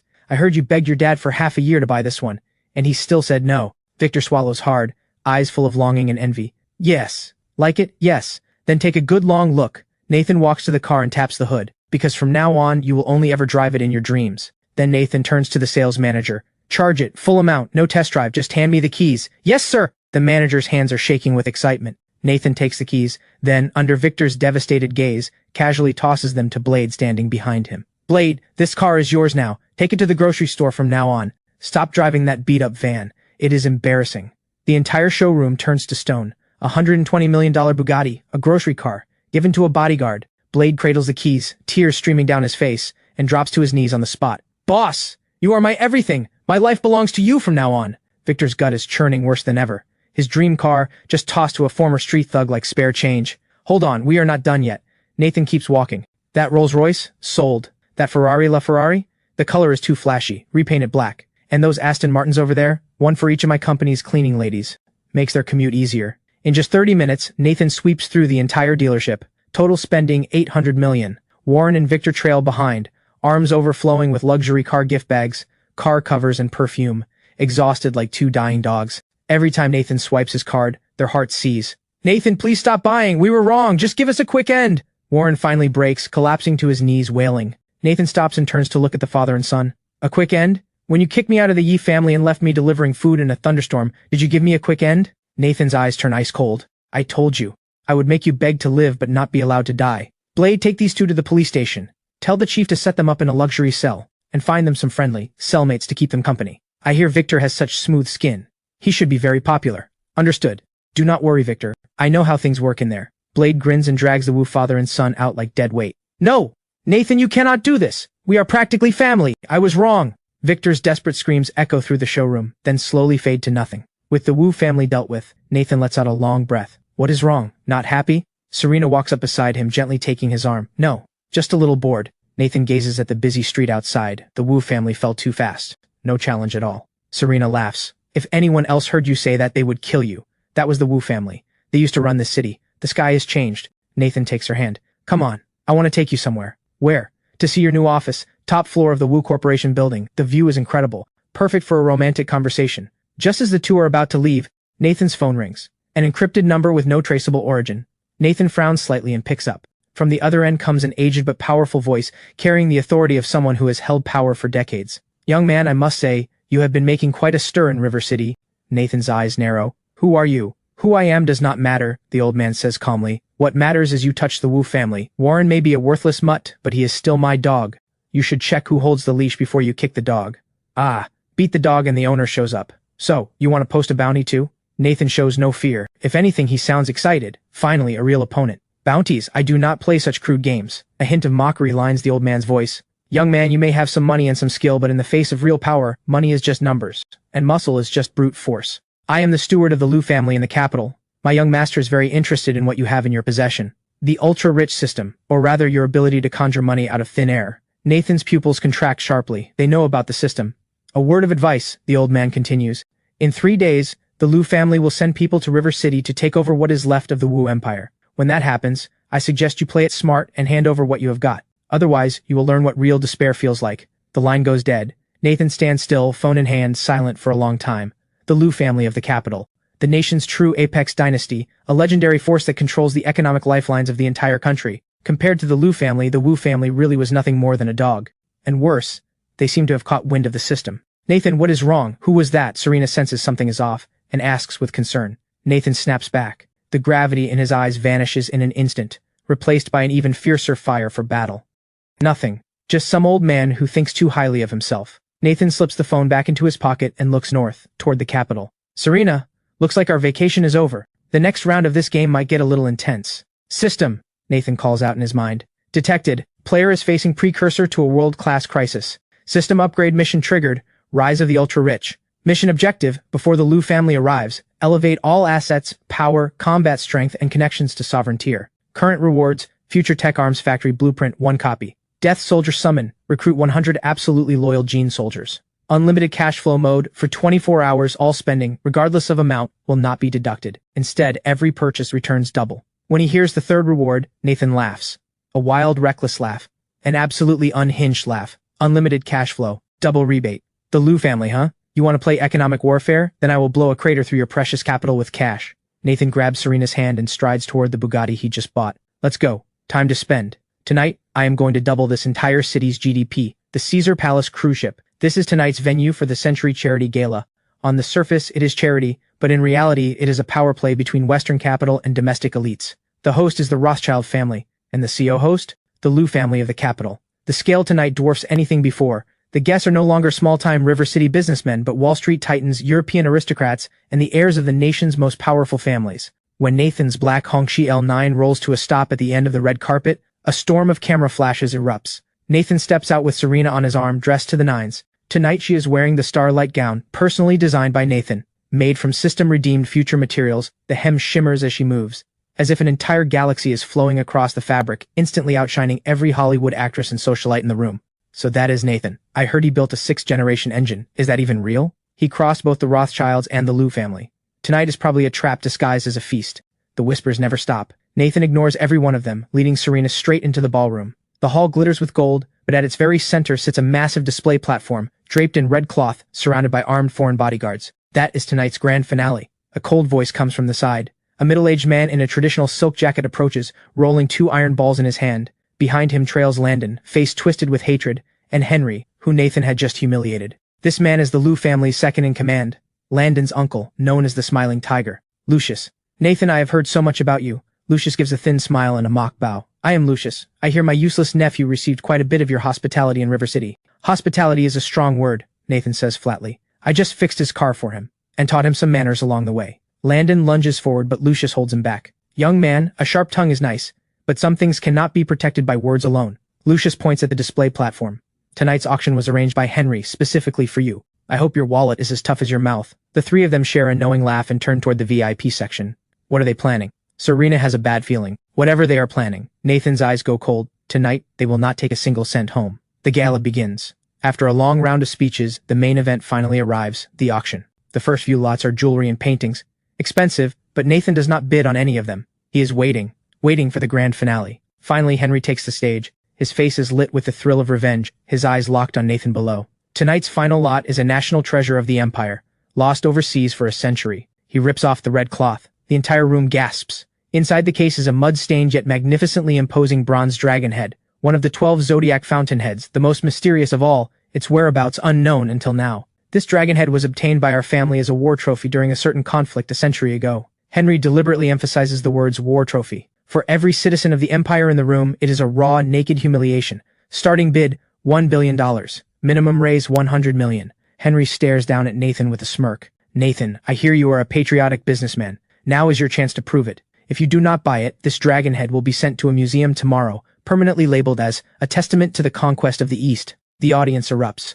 Shameless, this is robbery. This is a slap in our face. Every eye turns to Nathan. It is a dead-end trap. Buy. And he becomes a cash cow bleeding money to Western capital. Refuse and the national treasure is humiliated forever. Lucius sneers from the side. Nathan, why so quiet? Where is all that unlimited money of yours? Where is that patriotic spirit?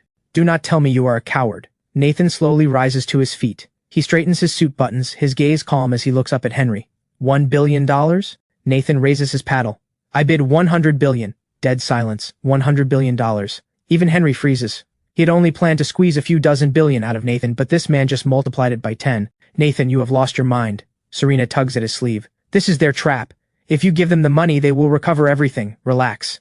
Nathan pats her hand. Whether they get the money is not up to them. On stage, Henry snaps back to reality, his heart racing with joy. With $100 billion, the family crisis would not just be solved, they would turn a massive profit. $100 billion going once, $100 billion going twice. Sold! Henry slams the gavel without hesitation. Nathan, please transfer immediately. We only accept instant settlement through the SWIFT network. He had already set the trap. The moment Nathan's funds enter the SWIFT network, Henry would use his access to swallow the money, then freeze the transaction under anti-money laundering laws. In the end, no treasure and no refund. Robbery at its finest. Nathan pulls out his black card and hands it to the attendant. The big screen displays the transfer interface. Just as the entire room holds its breath, waiting for that astronomical sum to go through, the screen suddenly flickers and turns blood red. Warning, transaction failed. Error code 404. Your bank has been acquired. What? Henry is dumbfounded. What do you mean acquired? This is Atlantic Union Bank, my family's own bank. Nathan stands below, hands in his pockets, flashing a brilliant smile. Sorry about that, Henry. Just 1 minute before the auction started, This $100 billion completed a hostile takeover of Atlantic Union Bank on the U.S. secondary market. In other words, Nathan points at the card reader, I am now moving my own money from my left pocket to my right, inside my own bank. And you, as the former shareholder of this bank, are now under investigation for massive financial fraud and embezzlement of depositor funds. Nathan snaps his fingers. The ballroom doors burst open.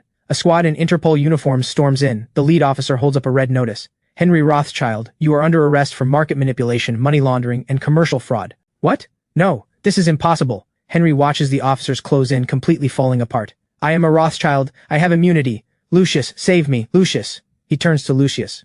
But Lucius is already sitting stone-faced, frozen in his chair, unable to move a muscle, because he can feel several red laser dots locked dead center between his eyes. Shadow Legion snipers. Take him away. Nathan waves his hand. Henry is dragged out like a dead dog. The dragon head remains on stage. Nathan walks up, lifting the heavy bronze dragon head with one hand. War trophy? Nathan looks out at the stunned foreign capitalists, his voice booming like thunder. From today on, the tables have turned. Everything that belongs to us I will take back, one by one, whether I buy it or take it by force. The crowd below explodes with thunderous applause and cheering. Countless businessmen weep openly.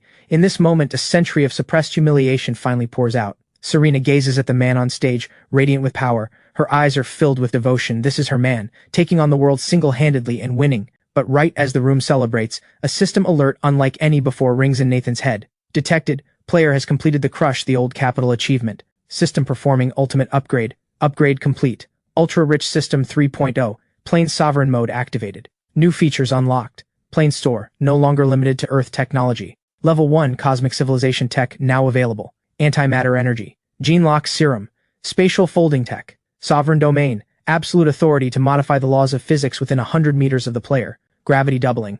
Time freeze. 1 second. Final mission initiated. Global purge of the old order. Nathan's eyes blaze with intensity as he reads the new abilities. So much energy leaking from his body that the air around him ripples visibly. Plane sovereign. Just then, Lucius suddenly rises to his feet. He looks at Nathan not with fear, but with a twisted smile. Nathan. Bravo. Truly bravo. Lucius claps slowly as he approaches. So the rumors are true. You really do have that thing. We were planning to let you live, use you as a money printing tool. But now, you have grown beyond control. Lucius pulls out a black remote control. Know what this is? This entire Caesar Palace cruise ship has been rigged with 3 tons of liquid explosives. One press, and no matter how much money you have, no matter what black tech you possess, everything turns to ash in an instant. Nathan, hand over the system. Or let every elite on the ship, including the woman you love, go down with you. The cheering dies instantly. Serena goes pale. You are insane, Lucius. There are hundreds of innocent people on this ship. Lucius throws his head back in laughter. Greatness demands sacrifice. As long as I get the ultra-rich system, a few hundred lives is nothing. Even 10,000 would be worth it. Nathan, get on your knees. Strip the system out of yourself. Or I press it. Lucius rests his finger on the red button. Nathan looks at him like a clown putting on a show. Time freeze. Nathan whispers 4 words. Sovereign domain activated. Time freeze. 1 second. The entire world drains to gray. Spit frozen in midair. Terrified faces locked in place. The ocean waves suspended. Even Lucius's finger, mid-press, completely frozen in time. In that instant, Nathan moves. He strolls over to Lucius as casually as if walking through a garden, plucks the remote from his hand, then flips his wrist and slaps Lucius clean across the face. Time snaps back. Lucius blinks. The remote is gone. Then half his face erupts in searing pain. He spins on the spot like a top, 3 full rotations. Teeth fly out mixed with blood. Lucius clutches his face and stares in horror at Nathan, standing a few meters away, casually tossing the remote up and down. What are you, human or ghost? How did you do that? What just happened? Nathan crushes the remote in his fist. Fragments rain to the floor. I told you, within this domain, I am God. Nathan walks up to Lucius, looking down at this man who once thought he was untouchable. It is time for the Liu family to take their final bow. This ship will not sink tonight, but the Liu family ship, already at the bottom of the ocean. Tonight's gala continues. But the next act is a trial, colluding with foreign powers. Attempted murder, planting bombs in a public venue. Evidence confirmed. Dragon 1, throw him overboard. Yes, sir. Nathan, you would not dare. I am part of the Liu family. My brother is... Splash. A massive body of water swallows Lucius whole, ending every last one of his threats. The water is freezing. Bottomless. Just like Nathan's eyes right now. He looks north. The Liu family's last card has been played. Next stop, the capital, to collect the biggest debt of all. Serena walks to his side, gripping his hand tightly. Her palms are still trembling, but her eyes are steel. I am going with you. Nathan squeezes her hand back, looking at the dragon head that symbolizes sovereignty. Good. What we are going to take back is not just justice. It is also a new era that belongs to us. Late autumn in the capital, bleak and biting. At the foot of the western hills sits the Liu family estate. This compound has witnessed the rise and fall of 3 dynasties, standing firm through countless power struggles. A colossus that never fell. But today, an unprecedented wave of fear hangs over it. The sky is choked with dark clouds, so low they seem close enough to touch. Inside the Liu family's main hall, the Hall of Loyalty, the tension is suffocating. The current patriarch, the man whose every footstep once made the capital tremble, old Magnus, now sits in his grand oak chair, but the 2 walnut balls he has been spinning for half a lifetime have been crushed to dust in his grip. Kneeling before him is Landon, who just fled back home. On both sides of the hall sit 7 or 8 men with restrained auras, their temples bulging with power. These men are the Liu family's deepest reserve, the 18 masters, every single one a Grand Master of ancient martial arts. Grandfather, Uncle Lucius was thrown into the river to feed the fish. Landon is still shaking uncontrollably. Magnus swings his cane down. Worthless fool, boosting the enemy's morale and crushing our own. Magnus rises. Though well past 80, the killing intent forged through mountains of corpses still makes the blood run cold. Sorcery? There is no such thing as sorcery. It is just some unknown advanced technology. He scans the room, his eyes sharp as a hawk's. The Liu family has stood in this capital for 100 years. We have weathered every storm.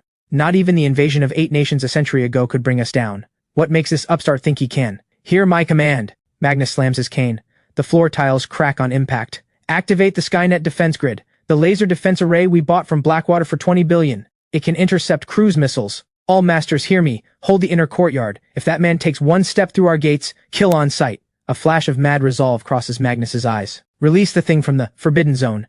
If he wants to play with inhuman methods, I will show him what a real monster looks like. At the mention of the thing, every one of the 8 grandmasters changes expression at once, their eyes filled with deep unease, even fear. Right then, a deep rumble rolls across the sky above, but it sounds nothing like natural thunder. It is more like a massive engine compressing the atmosphere at low altitude, creating a sonic boom. Everyone in the Liu estate instinctively rushes outside and looks up. The next second, every single pupil contracts. The thick storm clouds above are ripped open as if by a giant invisible hand. A jet-black vessel, shaped like a drawn sword, hovers silently above the Liu compound. It blots out the sky, casting a massive shadow over every soul below. No propellers.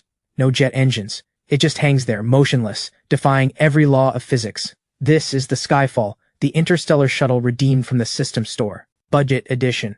Sure, it is the budget model, but for intimidating primitives on Earth, it is more than enough. What is that? Landon collapses to the ground, a puddle forming beneath him. He is Nathan's weapon. He is an alien. He really is an alien.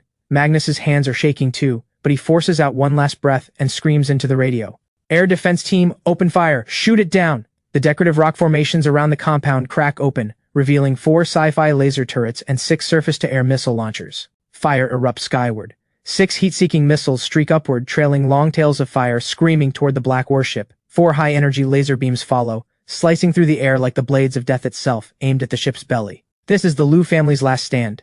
Enough firepower to destroy a modern armored division. And yet, in the face of this apocalyptic barrage, the black ship does not even raise its shields. A faint blue glow appears at the bow. System command, activate physics override. Kinetic nullification. Something impossible happens. The 6 missiles, screaming in at 3 times the speed of sound, suddenly lose all momentum 100 meters from the ship, like fireworks running out of fuel.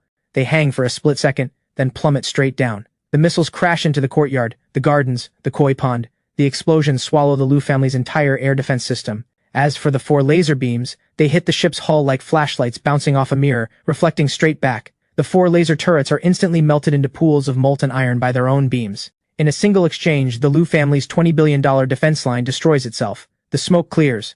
The compound is in ruins. Rubble and groaning bodyguards everywhere. Magnus stands at the entrance to the Hall of Loyalty, his face caked in dust, eyes blank. His precious Skynet gone. Just like that. Then the ship's belly slowly opens a hatch. 2 figures leap from 1,000 meters up. No parachute, no glider. Pure free fall. They are insane. That is suicide. One of the masters screams. But 10 meters from the ground, the 2 figures suddenly defy inertia, decelerate, and land softly on the earth without raising a speck of dust. Nathan. And Serena. Nathan wears a black overcoat, the same casual suit he wore back in River City underneath. Serena is in a sharp white tactical suit, carrying the case that holds the dragon head. The 2 stand side by side in the center of the ruined compound, like a pair of gods descending to the mortal world. Magnus. Nice to finally meet you. Nathan looks up at Magnus on the steps above, the old man seeming to have aged a decade in an instant. Nathan's lips curl into a faint smile. Not a bad entrance, huh? Magnus points at Nathan, choking on a mouthful of blood. Nathan, this is the capital. You dare use heavy weapons on a private residence? This is treason. Attack? Nathan shrugs. Oops, it was clearly your Liu family hoarding illegal weapons. Mishandled them and blew yourselves up. I am just a concerned citizen who rushed over to help. Nathan snaps his fingers. Dragon 1, send the footage to the security bureau. Yes, sir. Dragon 1's voice rings through the air. Everything that just happened has already been recorded by the ship's holographic cameras. Indeed, the Lu family fired first, then their own missiles fell and blew up their own base. Nathan did not even lift a finger. You are shameless, Magnus shakes with rage. Compared to what the Lu family has done, I have barely scratched the surface. Nathan's expression turns cold. He steps forward. Masters, kill him, Magnus screams. The 8 grandmasters who had been watching exchange glances. Nathan's entrance was terrifying, sure. But as warriors, their pride refuses to believe any mortal is truly unkillable. Boy, do not get cocky. Iron Sand Palm, a hulking elder roars, shatters the ground beneath his feet and rockets toward Nathan like a cannonball. 2 palms black as iron, trailing a gust of death, slam down toward Nathan's skull. A strike that could split stone. Nathan does not even glance at him. System ability, gravity amplification, 100 times. Kneel. Nathan whispers 2 words. The Grandmaster, still midair, is suddenly crushed by an invisible mountain. No resistance, no chance. His entire body slams into the earth with horrifying force. Not a kneel. A crash. His kneecaps shatter instantly. The ground caves into a crater. He is flattened at the bottom like a sticker pressed into concrete, knocked out cold. Dead silence. The remaining 7 Grandmasters screech to a halt, staring at the scene in pure horror. His word becomes law. What kind of power is that? Is he some kind of god?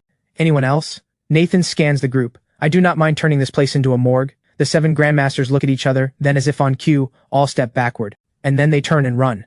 Are you kidding me? That is clearly not something a human can fight. Honor is nice, but I choose living. Useless. All of you. Magnus watches his protectors scatter and nearly has a stroke. By now, Nathan has reached the bottom of the steps to the Hall of Loyalty. He does not go in. Instead, he waves Serena forward. Serena, give it to him. Serena steps forward, sets the case on the ground, and opens it. The majestic bronze dragon head lies inside, its gaze seemingly judging this rotten dynasty. Magnus. Nathan's voice is cold as ice. This artifact was supposed to be your Lu family's tool, used alongside foreigners to humiliate our people. I have brought it back. I am leaving it here, but not as a gift. I want to teach you a lesson. Nathan climbs 1 step, staring Magnus down. Dragons are meant to be honored, not sold.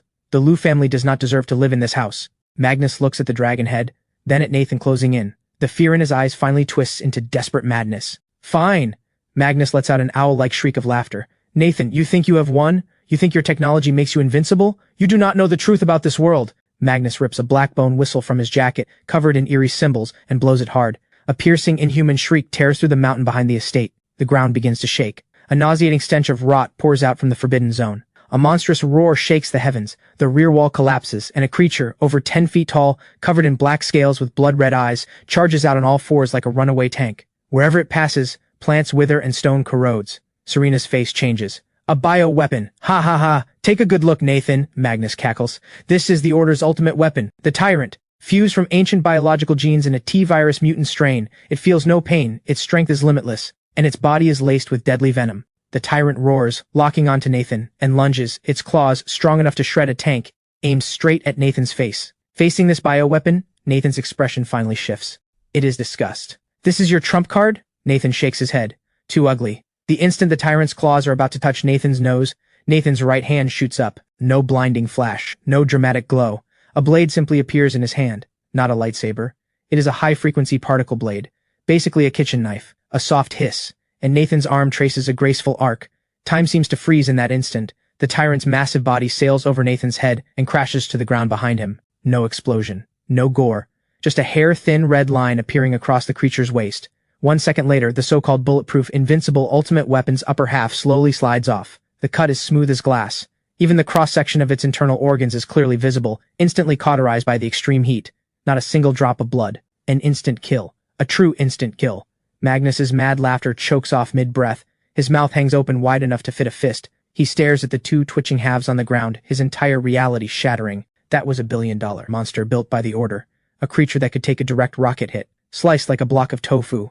Nathan retracts the blade, dusts off his hands as if he just finished a chore, and walks over to the completely collapsed Magnus. He kicks away the dragon-headed cane, the symbol of the Patriarch's power. Got anything else? Nathan leans down, looking into Magnus's clouded, terror-filled eyes. If not, then it is time to settle the score. Years ago, the Lu family joined forces with the Wu family to destroy my father. You drove him to death, swallowed the Yi family's empire. How do we settle that? Just now you fired missiles at me. Tried to kill me and bury the evidence. How do we settle that? Magnus trembles, his lips quivering. I will pay. Every penny the Lu family has is yours. Hundreds of billions, all yours. Just spare my life. Money? Nathan laughs. Old man, you seem to have forgotten. Money is the one thing I will never run out of. Nathan stands tall and looks to the sky. The skyfall hovering overhead suddenly projects a massive holographic screen downward. On it, document after document of meticulously detailed evidence.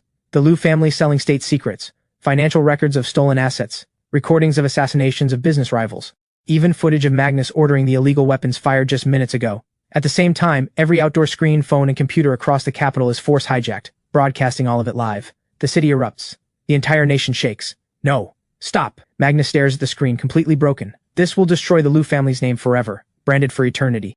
Worse than death itself. Destroy the body, but annihilate the name. Nathan says it casually. Magnus, I am going to make you watch your precious 100-year legacy crumble under the weight of the people's contempt. Just then, from the distance comes the wail of sirens. This time it is not the Liu family's protectors. It is ordered from the very top. Fully armed special forces and a military tribunal enforcement squad. Magnus, you are charged with treason and crimes against humanity. You are hereby placed under arrest. Cold handcuffs click around Magnus's wrists. This titan who ruled for half a century finally bows his proud head. As he is loaded into the armored transport, he turns for one last look. Nathan is sitting in Magnus's grand oak chair, the throne of supreme power, Serena in his arms, the dragon head in his hand, raising a toast in his direction. The posture of a victor, the coronation of a new king. The Liu family has fallen. Fallen completely.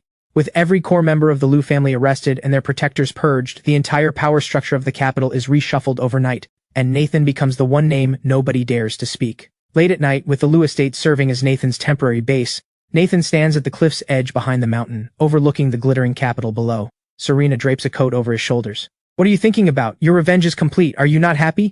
Nathan shakes his head, taking her hand. The Liu family is down, but it is not over. That monster, the tyrant, was the Order's handiwork. And this. Nathan pulls out the black-bone whistle he recovered from Magnus, his eyes grave. This whistle is not made from anything on Earth. It is carved from the bone of some kind of higher dimensional organism. It contains an energy signature even the system cannot fully analyze. The system just warned me. Earth's coordinates may have been exposed. Serena gasps. Exposed to whom? Nathan looks up at the vast sea of stars. The real predators. Right then, the system in Nathan's mind erupts with an alarm more urgent than any before. Warning, warning, plane barrier breach detected. Abyss energy intrusion confirmed. Coordinates, center of the Pacific Ocean. Objective, seize the plane's sovereign core. Golden data streams go haywire in Nathan's pupils. He takes a deep breath and crushes the bone whistle in his fist. No time to rest. Serena, tell Dragon 1, Shadow Legion, full mobilization. And power up the Skyfall's entire weapons array. We are going to the Pacific. Some guests have traveled a very long way. I should go give them a proper welcome. The center of the Pacific Ocean, Point Nemo. The most remote stretch of ocean on Earth, known as the spacecraft graveyard. But today, this so-called sea of death is boiling like the fires of hell. 60,000 feet above, the pitch-black Skyfall hovers within the cloud layer, running optical stealth mode. Inside the cockpit, Nathan stands before the holographic display, looking down at the ocean below. Beside him, Serena wears a fitted nano-combat suit. Even after witnessing all of Nathan's miracles, the data on the holographic screen right now still makes her scalp tingle. What is that? Is that an entire city? Serena points at the dense cluster of heat signatures. The screen shows that 3,000 meters beneath Point Nemo, a colossal pyramid-shaped structure glowing with an eerie green light towers over the ocean floor. Its scale exceeds River City. Countless submarines and underwater mechs swarm around it like worker ants. This is the true headquarters of the Order, the shadowy Western organization, the Atlantis Fortress. They buried themselves deep. Nathan studies the massive pyramid, his eyes gleaming. System analysis shows the base's energy core is performing some kind of high-dimensional spatial resonance. They are summoning something. Summoning what? The tyrant was just the guard dog. What they are summoning this time is the dog's master. Just then Dragon 1's voice comes through the neural link. Boss, they have spotted us. Sea surface defenses are going hot. Before he finishes, the once calm ocean surface erupts violently. The water splits open. 12 massive metal pillars, each over 30 feet wide, shoot up from the sea and pierce the sky. Blinding beams of high-energy particle light weave together into an impenetrable net of death, instantly locking onto the Skyfall hidden in the clouds. Warning. High-energy strike detected. Energy equivalent. Nuclear class. The ship's ice creams. Finally showing yourselves? Nathan's lips curl into a fierce grin. If they want to play Star Wars, I will show them what a real strike from another dimension looks like. System. Redeem planetary orbital cannon. Eye of God. One-time trial. Funds deducted. Celestial-grade weapon in position. Nathan raises his hand, pressing down gently toward the ocean below. God said, let there be light. 20,000 miles away in orbit, a massive tungsten kinetic weapon platform, disguised as a weather satellite, shifts its orientation. A 20-foot-long, multi-ton high-density tungsten rod launches from its electromagnetic rail at 20 times the speed of sound, hurtling toward Earth. The atmosphere rips apart. Friction superheats the rod into a falling sun. Seconds later, on the Pacific surface, The 12 pillars still spewing death beams, along with 10 kilometers of ocean in every direction, are vaporized in an instant by a pillar of annihilation falling from the heavens. A delayed shockwave shatters eardrums hundreds of miles away. A 300-foot tsunami erupts outward in all directions, and that deep-sea Atlantis fortress's energy shield flickers violently under the blow, like a candle in a hurricane, on the verge of going out. Inside the fortress, the core council chamber. This hall is enormous. Its walls are carved with unspeakable ancient god totems. 12 figures in crimson robes and golden masks sit around a circular table. They are the Order's supreme authority, the 12 of Truth. Right now, these puppet masters who normally pull the strings of global finance, wars, and plagues are watching the ceiling crumble above them, gripped by a panic they have never known. The Rod of God. That is the Rod of God, one elder shrieks. That is a weapon that only exists in theory. How can Nathan possibly have it? Is he an observer from a higher civilization? We must accelerate the ritual, the Grand Elder at the head seat rasps. Beneath his mask, half his face is rotting, black tentacles squirming across it. Only by summoning the Abyss Lord can we survive. Even if it means sacrificing the entire planet, we must preserve our immortality. Begin the sacrifice. All 12 elders slash their wrists at once, dripping blood into a black vortex at the center of the table. As the blood pours in, the vortex spins faster and faster. A wave of sickening evil energy erupts, punching straight through the fortress walls and rocketing to the surface. Above the ocean, Nathan wrinkles his nose. Disgusting. He can feel it. Deep below, something supremely evil is waking up, and that energy does not belong to Earth. It carries a hunger that devours everything. Serena, stay on the ship. Activate all shields. Nathan turns to Serena. The next fight might get ugly. You are going down there? Serena grabs his hand. It is too dangerous. That is 10,000 feet underwater. Nathan gently kisses her forehead. Relax. I have deep sea armor. He walks to the hatch and leaps. System, activate Poseidon battle armor. Equipment deployed. Mid-fall, countless streams of blue nanometal envelop Nathan's body, transforming into a sleek, deep blue suit of armor. The trident materializes in his hand. Ion thrusters on his back ignite with a pale blue glow. Nathan plunges into the boiling sea like a torpedo. The instant he hits the water, the ocean parts around him as if bowing to a king. Nathan accelerates through the deep faster than a supersonic torpedo. The massive pyramid fortress comes into sharp focus ahead, and swarming around it tens of thousands of bioweapons. Guild tyrants, half-mechanized megalodons, even humanoid octopus creatures, all rushing toward him like a swarm. Trash. Nathan swings the trident. Sovereign domain. Absolute zero. Centered on Nathan, the ocean freezes solid for 1,000 meters in every direction. Countless charging creatures are locked in place before they can even open their jaws, frozen into lifelike ice sculptures. Nathan does not slow down. He smashes through the ice statues, slamming into the fortress energy shield like a meteor. The tip of the trident erupts with blinding golden light. Antimatter annihilation energy. The supposedly indestructible shield pops like a soap bubble. Nathan's momentum carries him straight through the outer wall, crashing into the core council chamber. The dust settles. Nathan walks out of the rubble, trident in hand. The 12 elders, mid-ritual, are thrown to the ground by the massive shockwave, every one of them covered in dust and debris. Please continue. Nathan stamps down on the Grand Elder's golden mask, shattering it and revealing the grotesque, inhuman face beneath. Why did you stop chanting? Forget the words. The Grand Elder stares at Nathan in terror. Black tentacles burst from his body, lashing out. Nathan strikes once, casually driving the trident through the Grand Elder and pinning him to the floor. Golden energy surges down the shaft. The tentacles shriek and crumble to ash. Do not rush to die. Nathan eyes the remaining 11 elders. Tell me, what exactly is the Abyss? And why did you let the wolf through the door? Too late. It is already too late. One elder bursts into hysterical laughter, pointing at the black vortex at the center of the table. The gate is open. My lord has cast his gaze upon this place. You will all die. You will all become fuel for the Lord. Before the words leave his mouth, the black vortex violently expands, swallowing the entire table, then erupting into a towering pillar of black light that punches through the fortress ceiling and shoots into the sky. A soul-deep tremor sweeps over everyone. Nathan snaps his head upward. Inside the black pillar, a colossal hand covered in scales and eyes slowly pushes through. The hand is beyond massive. A single finger stretches over 300 feet. Then comes an enormous skull, a face beyond description, covered in mouths, green acid dripping from every one.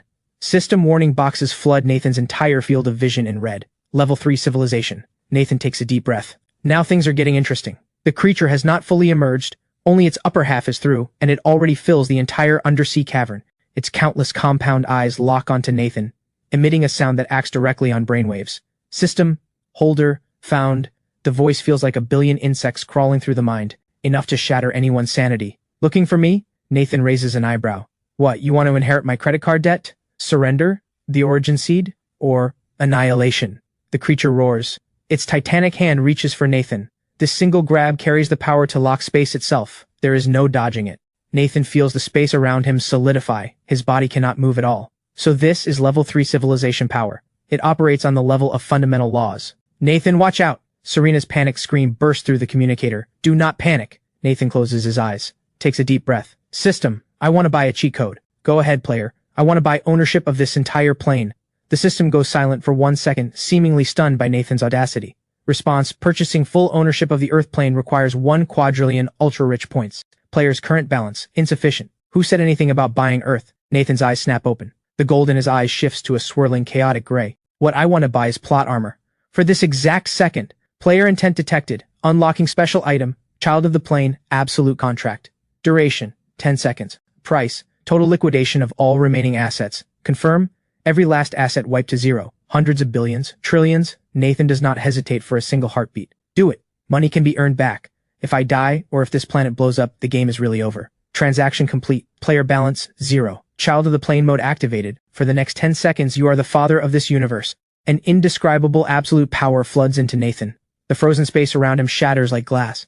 Nathan moves. He does not dodge the colossal hand. He charges straight into it. The trident vanishes from his hand. In its place appears what looks like an ordinary frying pan. That is right. This is the system's bonus lucky artifact. Take this! Nathan roars, and slams the frying pan down onto the Abyss Lord's finger.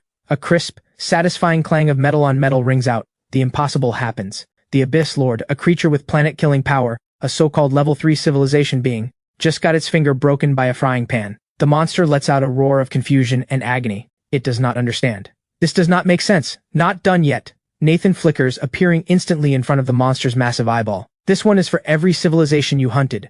A giant compound eye explodes. Green fluid sprays everywhere. This one is because you are too ugly. You scared my Serena. Another eye bursts. And this one is for making me flat broke. Nathan is like a glitched out highlight reel on fast forward. The frying pan in his hand blurring into countless after images, delivering thousands of strikes to that enormous face in just a few seconds. Every single hit triggers a guaranteed critical hit, guaranteed stun, and guaranteed armor break. The Abyss Lord is completely dazed. It even feels something it has not felt in ages, fear. This human is wrong. This power operates above the rules. This is a causality strike. Go back where you came from. In the final moment, Nathan leaps high into the air, puts everything he has into one last swing, and smashes the pan straight onto the monster's forehead. Get out of here! The Abyss Lord's colossal body is actually hammered back into the black vortex by that single blow. I will return. The monster howls in fury, but its body tumbles uncontrollably into the abyss. Before the vortex can close, Nathan pulls out a dimensional collapse foil, light edition, redeemed from the system store. It is a small sheet of paper with a goofy face drawn on it. Here is a parting gift. Something fun for the ride home. Nathan casually flicks the paper into the vortex. Goodbye. The vortex contracts violently. Under the foil's effect, space begins to collapse and flatten, and the gateway to the abyss instantly becomes a painting, a flat oil canvas floating in the void.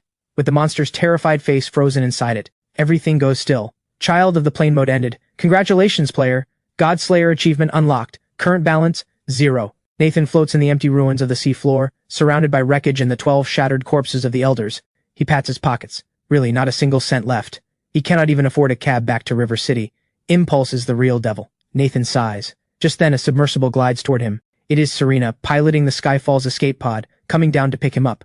The hatch opens. Serena swims out without hesitation, and throws her arms around Nathan. We won. We won? Yeah, we won. Nathan gives a bitter smile. But Serena, I have some bad news. What? Serena looks at him anxiously. I am bankrupt, completely flat broke, a genuine pauper. Serena blinks, then bursts out laughing. She cups Nathan's face underwater and kisses him. That is okay, you took care of me before, now it is my turn. Have you forgotten? I am the chairman of Wu Corporation, Shen Group, and Atlantic Union Bank. Nathan laughs too. Looks like I am going to be living off my wife for good. The two rise to the surface and see the sunlight they had been missing. The Pacific is calm again, but Nathan knows this is only a temporary peace. The Abyss Lord's parting words and the system's hints about the origin seed all point to something much bigger. What is the system, really? Why are these higher beings fighting over it? Detected, player has completed Phase 2, all combat missions. Ultimate mission activated, origin of the system. Player, proceed to the Valley of Death in the Kunlun Mountains. There you will find the remains of the previous system player. Nathan stares at the virtual panel, his eyes narrowing. The previous player's remains. So this story does not end with a simple zero-to-hero tale. It is a plan that spans 10,000 years. Serena, let us go home and get ready. Nathan looks toward the distant horizon. It is time for the final chapter. Time to uncover the truth behind everything. The Valley of Death, Kunlun Mountains. Known as the Gates of Hell. Year-round lightning storms. Extreme magnetic distortion. For centuries, countless herders and explorers have perished here, their bones never recovered. But today, the thunder here is more violent than ever before. A bolt of purple lightning tears the sky apart, striking the snow-covered valley floor. A pitch-black warship, the Skyfall, ignores the lightning that could vaporize a tank, descending like a mobile steel fortress into the heart of the valley. The hatch opens. Freezing wind howls. Nathan steps out, holding Serena's hand. Gone is the battle armor. He wears nothing but a simple black windbreaker, but those eyes are deeper than Kunlun's eternal ice. Is this the end? Serena looks at the scattered bones of livestock and feels a chill. It is the end. And the beginning. Nathan checks the system radar in his hand. The dot representing the origin seed is glowing red-hot on the screen. Its location directly beneath their feet. Let us dig. Yes, sir. The Shadow Legion, already on standby, deploys 2 massive laser drilling rigs and begins cutting into the enormous black rock formation at the valley floor. As the rock melts under extreme heat, an astonishing secret emerges. It is not rock at all. It is an ancient, majestic bronze starship, buried underground for untold millennia. Its design is archaic yet grand, its surface engraved with intricate ancient thundercloud patterns. The bow is shaped like a fierce dragon head. Despite ages of erosion, it still radiates a suffocating imperial aura. This style, it is from the Qin dynasty. Could the legends of the first emperor be more than just legends? Nathan takes a deep breath and pulls Serena through the opening. Welcome to the first emperor's command vessel. The interior is not the darkness they expected. The moment Nathan steps into the main control room, countless eternal lamps, actually fusion cold light lamps, flicker to life. At the center of the hall stands a throne forged from black gold. Upon the throne sits a skeleton draped in a black dragon robe. Even as bare bones, he still holds his sword hand pressed to the blade, his gaze fixed upon the heavens. The sheer aura of supremacy, the ambition that conquered all, transcends 2,000 years and still makes you want to kneel. Before the skeleton floats a crystal emitting a soft white glow. The origin seed. System, is this your previous player? Nathan asks softly. Yes. The system's cold mechanical voice for the first time carries a trace of human sorrow.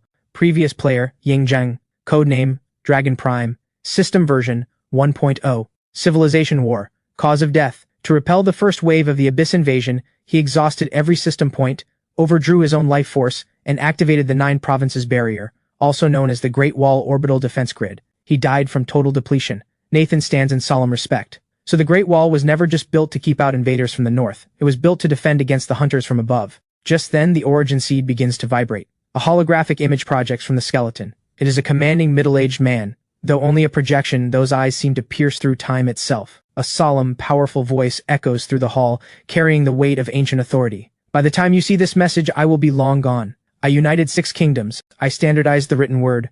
I unified the roads. I believed I could bring eternal peace to this land. But there were heavens beyond our heavens. Those greedy predators, the Abyss, they coveted Earth's coordinates. I poured every ounce of national power into building the 12 Titans, giant battle mechs, and constructing the Great Wall railgun array. I drove them back, but I knew they would return. I left behind the origin seed. It holds my unfinished ambitions and my final legacy. If you are someone who carries the world in your heart, then merge with it. Guard this beautiful land in my place. The image fades. Nathan is silent for a long time. Then he steps forward, reaches out, and grips the origin seed. Nathan's eyes burn with resolve. The war you could not finish. I will fight it.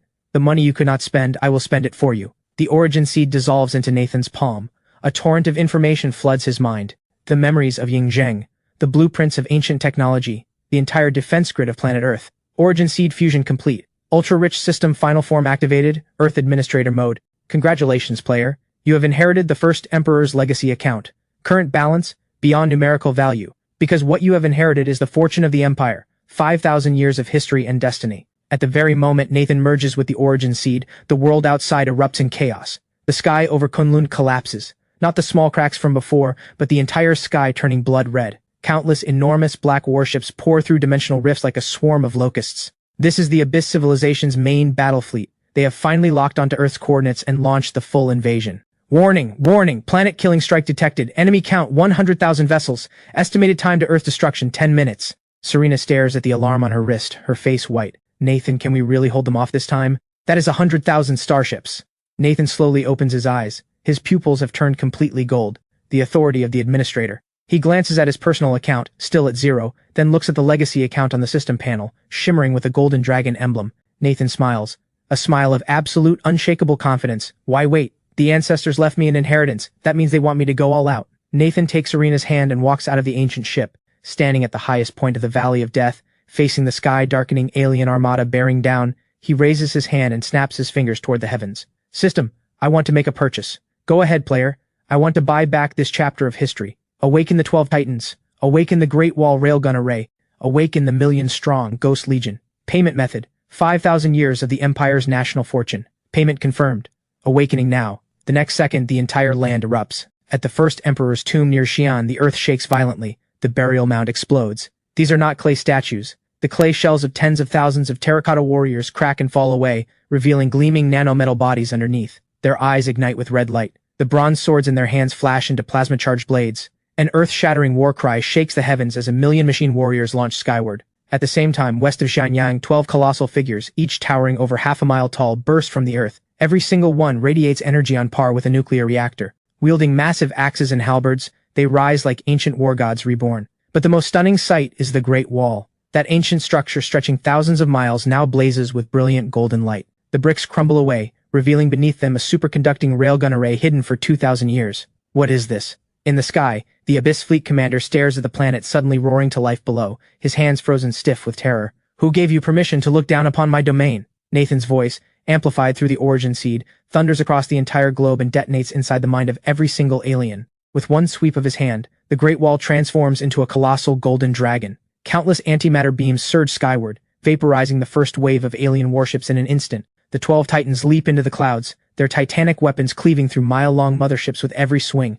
A million Ghost Legion riders surge into the enemy formation like a black tidal wave, launching a brutal boarding assault. This is a slaughter that spans the ages. This is Earth's most furious roar against the predators. Nathan stands atop the peak of Kunlun, watching this spectacular display. Serena, is it beautiful? Serena is stunned silent, tears blurring her vision. Beautiful. This is the most... Not done yet. Nathan looks up at the largest ship in the sky, the Abyss Mothership. If I am going to go all out, then let me go all the way. Nathan makes his final purchase. I want to buy Earth Ascension. Push this planet to level 4 civilization. Payment confirmed. Consuming all remaining national fortune. Loading planetary engine, loading quantum shield, loading causality weapon. Earth Ascension, begin. A beam of light bright enough to illuminate the entire galaxy erupts from Earth's core. In that single instant, the Abyss Fleet dissolves like snow in the sun. Not even ash remains. Wiped clean by causality erasure. The planet does not grow larger, but its energy level transcends in this moment. From now on, this blue planet will be a true forbidden zone in the cosmos. 3 months later, the Abyss has retreated, civilization restarts. Though the world endured a full-scale war, under Nathan's extraordinary restoration, cities have not just been rebuilt, they are even more futuristic. The rooftop sky garden of SKP Mall has been transformed into a crystal palace floating among the clouds.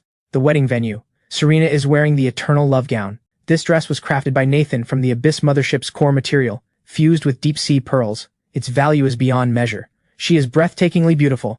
Arm in arm with her father, she walks step by step down the red carpet toward the man at the end. Nathan. Today, he is the acknowledged guardian of the planet, the protector of human civilization. But he still grins like a boy, eyes only for the bride walking toward him. Candy waddles behind in her flower girl dress, holding up the train, her smile so wide her eyes disappear. Nathan, Elder Qian the efficient, is glowing with excitement. Do you take Serena to be your wife? For richer or for poorer? At the word poorer, the guests erupt in warm laughter. The whole world knows Nathan's personal account may be zero, but he owns the entire planet. I do. Nathan looks into Serena's eyes and says it with everything he has. And Serena, do you take Nathan to be your husband? I do. Before Elder Chan can even finish, Serena jumps in with her answer, and the entire hall bursts into laughter. The two hold each other tight, surrounded by a blizzard of flower petals and thunderous cheers, and share a deep kiss. Right then, a familiar chime rings inside Nathan's mind. Congratulations, player. All main missions complete. The ultra-rich systems mission is fulfilled. Preparing to uninstall. Searching for the next player. Farewell gift. Player retains golden eye and enhanced physical abilities. Goodbye, player. May you find happiness in this world you built with your own hands. Nathan freezes. The system that walked with him from delivery boy to king of the world is really leaving. A quiet sadness washes over him, but it fades quickly, because he feels Serena's warmth in his arms, hears Candy's laughter, and sees the genuine joy on every face below. He does not need the system anymore. He already has the most precious treasure in the world. Nathan, what is wrong? Serena notices him spacing out and asks softly. Nathan snaps back, looking at the woman he loves more than anything, and breaks into the brightest smile. Nothing. My secret stash just got confiscated, that is all. Serena laughs and leans close to his ear, her breath warm and soft. That is okay. Tonight, I am all yours, and I put the 100 billion the company earned on this card. The pin is your birthday. Serena slips a card into Nathan's hand. Nathan looks at the card, then at his blushing wife, and suddenly thinks, this is actually amazing. Babe, let us go on a honeymoon. Where? Nathan looks up at the vast starlit sky. I hear the sunsets on Mars are incredible. Since we already bought Earth, let us go develop Mars while we are at it. Yes, you big spender. The sun is warm, the breeze is gentle. Nathan and Serena, with the whole world watching, walk toward the future that belongs to them alone. and the legend of the greatest ultra-rich player will live on forever, beneath these stars.